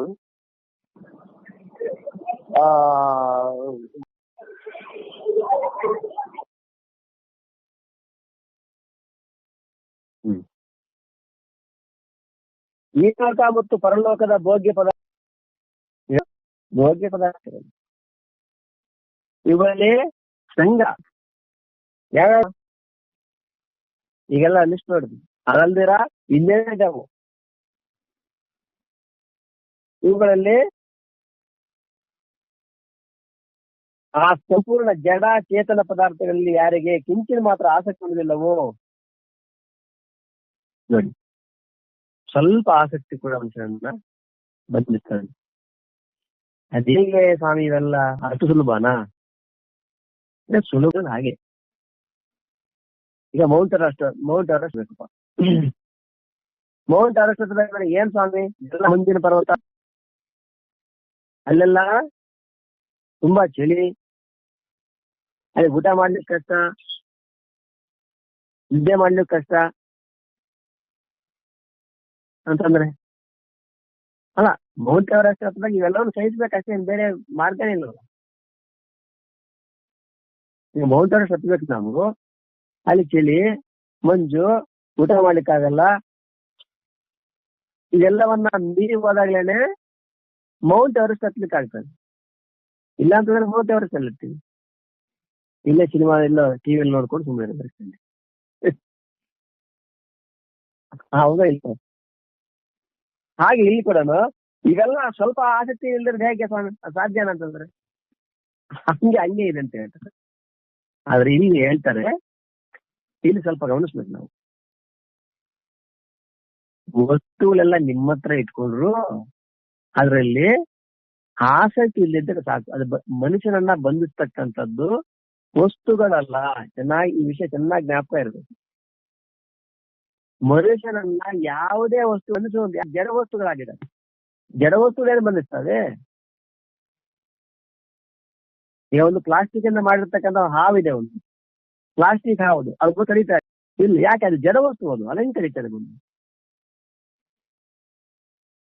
ಪ್ಲಾಸ್ಟಿಕ್ ಹಣ್ಣಿದೆ, ಅದು ತಿನ್ಲಿಕ್ಕೆ ಆಗ್ತದೆಯೇ? ಇಲ್ಲ. ಹಾಗೆ ಜಡ ವಸ್ತು ಅದೆಲ್ಲ ಬಂಧಿಸುವ ಶಕ್ತಿ ಅದಕ್ಕಿಲ್ಲ. ಅದು ಏನೇ ಇರಲಿ, ಹಣ ಆಗಿರ್ಲಿ, ಐಶ್ವರ್ಯ ಆಗಿರ್ಲಿ, ಮನೆ ಆಗಿರ್ಲಿ, ಇನ್ನೊಂದಾಗಿರ್ಲಿ, ಏನೇ ಆಗಿರ್ಲಿ, ಈ ಲೋಕದ ಎಲ್ಲಾ ಭೋಗ್ಯ ಪದಾರ್ಥಗಳು ಮನುಷ್ಯನನ್ನ ಬಂಧಿಸುವ ಶಕ್ತಿ ಅದಕ್ಕಿಲ್ಲ. ಮತ್ತೇನು? ಅದರಲ್ಲಿರುವ ಆಸಕ್ತಿಯೇ ಬಂಧನವಾಗಿದೆ ಅಷ್ಟೇ. ಇಲ್ಲಿ ಬಂಧನ ಅಂತಂದ್ರೆ ಯಾರೋ ನಮ್ಮ ಮಗ ಕಟ್ಟಾಕ್ಬಿಟ್ರು, ಇಲ್ಲಿ ಯಾರನ್ನ ಕರೆದು ಹಾಗೆಲ್ಲ ಕತ್ತರಿಸಿ ಅವ್ರು ಮಿಡಿಸ್ಕೊಂಡ್ ಬರೋದು, ಈಗಲ್ಲ. ಅದರಲ್ಲಿ ಆಸಕ್ತಿನೇ ಬಂಧನಕ್ಕೆ ಕಾರಣವಾಗಿದೆ. ಹಾಗಾಗಿ ವಸ್ತುಗಳು ಮನುಷ್ಯನನ್ನು ಎಂದಿಗೂ ಬಂಧಿಸುವುದಿಲ್ಲ, ಬಂಧಿಸುವ ಶಕ್ತಿ ಯಾವುದಕ್ಕೂ ಇಲ್ಲ. ಪ್ರಪಂಚದ ಭೋಗ ಯಾವುದೇ ವಸ್ತುಗಳಿಗೆ ಮನುಷ್ಯನನ್ನು ಬಂಧಿಸುವ ಶಕ್ತಿ ಇಲ್ಲವೇ ಇಲ್ಲ. ಯಾಕೆ? ಜಡ ವಸ್ತುಗಳಾಗಿದ್ದಾವೆ. ಅದು ಹಣ ಇರ್ಲಿ, ಬಂಗಾರ ಇರ್ಲಿ, ಐಶ್ವರ್ಯ ಇರ್ಲಿ, ಏನೇ ಇರ್ಲಿ. ಬಂಧನ ಅಂತಂದ್ರೆ ಹಗ್ಗಗಳನ್ನ ಕಟ್ಟಾಕೋಲ್ಲ. ಅದರಲ್ಲಿರ್ತಕ್ಕಂಥ ಸಂಘ, ಆಸಕ್ತಿ, ಇದೇ ಬಂಧನ ಕಾರಣವಾಗಿದೆ. ಆಸಕ್ತಿಯೇ ಬಂಧ. ಅದನ್ನೇ ಇಲ್ಲಿ ಸಂಘವರ್ಜಿತ. ವಸ್ತುಗಳೆಲ್ಲ ನಿಮ್ಮ ಹತ್ರ ಇಟ್ಕೊಂಡು ಪರವಾಗಿಲ್ಲ, ಅದರಲ್ಲಿ ಆಸಕ್ತಿ ಇಲ್ಲದಿದ್ರೆ ಸಾಕು, ಅಷ್ಟೇ ಇಲ್ಲಿ ಅರ್ಥ. ಸಂಘವರ್ಜಿತ ಅಂತಂದ್ರೆ ಎಲ್ಲವನ್ನ ಬಿಸಾಕಿ, ಅಥವಾ ನಾವಲ್ಲಿಂದ ದೂರ ಓಡೋಗ್ಬಿಟ್ಟು, ದೂರ ಓಡೋಗಿರ್ತಕ್ಕಂಥ ಮಾನವರು ಇದಾರೆ, ಇಲ್ಲ ಅಂತಲ್ಲ, ಅದನ್ನು ಸಂಘವರ್ಜಿತಾನೆ. ಅದೇನು ಮತ್ತೆ ಕಮ್ಮಿ ಅಂತ ತಿಳ್ಕೊಬೇಡಿ. ಮತ್ತು ನಾವಿರ್ತಕ್ಕಂಥ ಪರಿಸ್ಥಿತಿಗೆ ಈ ಸಂಘವರ್ಜಿತ ಹೇಗೆ ಅಂದ್ರೆ, ವಸ್ತು ವೈಭವ ನಮ್ಮ ಹತ್ರ ಇದ್ರು ಅದರಲ್ಲಿ ಆಸಕ್ತಿ ಇಲ್ಲದಿದ್ರೆ ಸಾಕಷ್ಟು. ಇದರಲ್ಲಿ ಯಾವಾಗ ಅನಾಸಕ್ತಿ ಉಂಟಾಗ್ತದೋ ಆವಾಗ ಪರಮಾತ್ಮನಲ್ಲಿ ಆಸಕ್ತಿ ಬರ್ಲಿಕ್ಕೆ ಸಾಧ್ಯವಾಗ್ತದೆ. ಹೇಗೆ? ಈಗ ನಮ್ಮ ಹತ್ರ ಒಂದು ಭೂತ ಕನ್ನಡಿ ಇದೆ. ಭೂತ ಕನ್ನಡಿಯಿಂದ ಸೂರ್ಯನ ಒಂದು ಪೇಪರ್ ಅಲ್ಲೇ ಇಡ್ತೀವಿ, ಅಲ್ಲೇ ಭೂತ ಕನ್ನಡಿ ಹಾಗೇ ಒಂದು 5 ನಿಮಿಷ ಇಡಿ, ಅಲ್ಲೇ ಬೆಂಕಿ ಹೊರಲಿಕ್ಕೆ ಶುರು ಆಗ್ತದೆ. ಹೌದಾ? ಯಾಕೆ? ಆ ಭೂತ ಕನ್ನಡಿಯಲ್ಲಿ ಬಿದ್ದು ಸೂರ್ಯನ ಕಿರಣ ಎಲ್ಲ ಸೇರ್ತವೆ, ಒಂದೇ ಪಾಯಿಂಟ್ ಅಲ್ಲಿ ಸೇರಿದಾಗ ಅದಕ್ಕೆ ಅಷ್ಟು ಶಕ್ತಿ ಬರ್ತದೆ. ಅದೇ ನೀವು ಸೂರ್ಯನ ಬಿಸಿನಲ್ಲಿ ಎಷ್ಟೊತ್ತಾದ್ರೆ ನೀವು ಕಾಗದ ಇಡಿ, ಪೇಪರ್ ಎಷ್ಟೊತ್ತು ಬೆಂಕಿ ಹಾಕ್ಕೊಳ್ಳಿ. ಯಾಕೆ? ಸೂರ್ಯನ ಕಿರಣಗಳು ಎಲ್ಲ ಬೇರೆ ಬೇರೆ ಕಡೆ ಚಿದರೋಗ್ತಾ ಇದ್ದಾವೆ. ಅರ್ಥಾತ್ ಇಲ್ಲಿ ಆಸಕ್ತಿ ಅಂತಕ್ಕಂಥದ್ದು ಬೇರೆ ಬೇರೆ ವಸ್ತು ವೈಭವಗಳಿಂದ ಇರೋದ್ರಿಂದ ಇಲ್ಲಿ ಪರಮಾತ್ಮನಲ್ಲಿ ಅದು ಕೇಂದ್ರೀಕೃತವಾಗ್ತಾ ಇಲ್ಲ. ಒಂದು ವೇಳೆ ಎಲ್ಲಾ ಕಡೆ ಆಸಕ್ತಿ ಇರೋದು, ಒಂದು ಕಡೆ ಆಸಕ್ತಿ ಕೇಂದ್ರೀಕೃತವಾದ್ರೆ ಅಲ್ಲಿ ಪರಮಾತ್ಮನ ಸಾಕ್ಷಾತ್ಕಾರವಾಗ್ತದೆ. ಬೇರೆ ಎಷ್ಟೋ ಕಡೆ ಚೆಲ್ಲೋಗ್ಬಿಟ್ಟಿದೆ, ವಸ್ತುಗಳಲ್ಲಿ, ವೈಭವಗಳಲ್ಲಿ, ಮಿತ್ರರಲ್ಲಿ, ಪುತ್ರರಲ್ಲಿ, ಈ ಕಡೆ ಎಲ್ಲ ಕಡೆ ಶರೀರದಲ್ಲಿ ಎಲ್ಲ ಕಡೆ ಚೆಲ್ಲೋಗಿರೋದು. ಅದರಿಂದ ಯಾವುದೇ ಶಕ್ತಿ ಅಲ್ಲಿ ಪ್ರಾಪ್ತಿ ಆಗ್ತಾ ಇಲ್ಲ. ಸೂರ್ಯನ ಕಿರಣಗಳು ಎಲ್ಲಾ ಕಡೆ ಇದ್ರು ಅದು ಯಾಕಿಲ್ಲ ಅಂದ್ರೆ ಎಲ್ಲ ಕಡೆ ಚಿದರೋಗ್ತದೆ. ಆ ಸ್ವಲ್ಪ ಜಾಗದಲ್ಲಿರ್ತಕ್ಕಂಥ ಸೂರ್ಯನ ಕಿರಣಗಳನ್ನ ಒಂದು ಕಡೆ ಒಂದು ವೇಳೆ ಏಕೀಕೃತ ಮಾಡಿದಾಗ ಅಲ್ಲಿ ಬೆಂಕಿ ಉದ್ಭವ ಆಗ್ತದೆ. ಹಾಗೇನೆ ಆಸಕ್ತಿ ಅಂತಕ್ಕೂ ಎಲ್ಲಾ ಕಡೆ ಚೆಲ್ಲೋಗ್ಬಿಟ್ಟಿದೆ, ಅದರಲ್ಲಿ ಇದರಲ್ಲಿ. ಹಾಗಾಗಿ ಈ ಕಡೆ ಆಸಕ್ತಿ ಬರ್ತಾ ಇಲ್ಲ. ಹಾಗಾಗಿ ಎಲ್ಲಾ ಕಡೆ ಆಸಕ್ತಿ ಇಲ್ಲೋಗ್ಬಿಟ್ಟಿದೆ. ಆಗ ಇಲ್ಲಿ ಭಗವಂತನನ್ನು ಬಿಟ್ಟು ಯಾರಿಗೆ ಯಾವ್ದ್ರಲ್ಲೂ ಪ್ರೇಮ ಇಲ್ಲ. ಅಂದ್ರೇನು? ಎಲ್ಲಾ ಆಸಕ್ತಿ ಪರಮಾತ್ಮನಲ್ಲಿ ಕೇಂದ್ರೀಕೃತವಾಗಿದ್ದೆ ಆದರೆ ಅದೇ ಅನನ್ಯ ಪ್ರೇಮ ಪರಮಾತ್ಮ, ಅನನ್ಯ ಭಕ್ತಿ ಅಂತ ಹೇಳ್ತಾರೆ. ಹಾಗಾಗಿ ಯಾರಿಗೆ ಕಿಂಚಿನ್ ಮಾತ್ರ ಈ ಸಂಪೂರ್ಣ ಜಡ ಚೇತನ ಪದಾರ್ಥದಲ್ಲಿ ಯಾರಿಗೆ ಕಿಂಚಿನ್ ಮಾತ್ರ ಆಸಕ್ತಿ ಉಳಿದಿಲ್ಲವೋ, ಭಗವಂತನ ಬಿಟ್ಟು ಯಾರಿಗೆ ಯಾವುದರಲ್ಲಿ ಪ್ರೇಮವಿಲ್ಲವೋ ಅವನು ಸಂಘವರ್ಜಿತ. ಅರ್ಥಾತ್ ಇಲ್ಲಿ ವಸ್ತುಗಳು ನಮ್ಮ ಹತ್ರ ಇದ್ದು ಅದರಲ್ಲಿ ಆಸಕ್ತಿ ಇಲ್ಲದ್ರೆ ಸರಿ. ಆಸಕ್ತಿ ಅಂತಕ್ಕಂಥದ್ದು ಪರಮಾತ್ಮಲ್ಲಿದ್ರೆ ಅದೇ ಸಂಘವರ್ಜಿತ. ಅಂದ್ರೇನು? ಬೇರೆ ಎಲ್ಲದರಲ್ಲಿ ಅನಾಸಕ್ತಿ, ಪರಮಾತ್ಮನಲ್ಲಿ ಆಸಕ್ತಿ, ಅವನಲ್ಲಿ ಸಂಘವರ್ಜಿತ. ಇದರರ್ಥ ಏನು? ಮತ್ತೆ ಪರಮಾತ್ಮ ಕೂಡ ಅನಾಸಕ್ತಿ ಅಂತ. ಪರಮಾತ್ಮಲ್ಲೇ ಸಂಘ. ಪರಮಾತ್ಮನಿಗಿಂತ ಅನ್ಯ ವಸ್ತು ವೈಭವಗಳಲ್ಲಿ, ಅದು ಇಹಲೋಕ ಪರಲೋಕಕ್ಕೆ ಸಂಬಂಧಪಟ್ಟ ಯಾವುದರಲ್ಲೇ ಆಗಲಿ ಅಲ್ಲೇ ಸಂಘವರ್ಜಿತ. ಸಂಘ ಇಲ್ಲಿ ಪರಮಾತ್ಮ. ಇದರಲ್ಲಿ ಆಸಕ್ತಿ ಅನಿತ್ಯ, ಸಂಘವರ್ಜಿತ ಅಂತ ಹೇಳಿ ಹೇಳ್ತಾ ಇದ್ದಾರೆ. ಓಂ ಸಹನಾವವತು ಸಹನೋ ಭುನಕ್ತು ಸಹ ವೀರ್ಯಂಕರವಾವಹೈ ತೇಜಸ್ವಿನಾವಧೀತಮಸ್ತು ಮಾ ವಿದ್ವಿಷಾವಹೈ. ಓಂ ಶಾಂತಿ ಶಾಂತಿ ಶಾಂತಿ.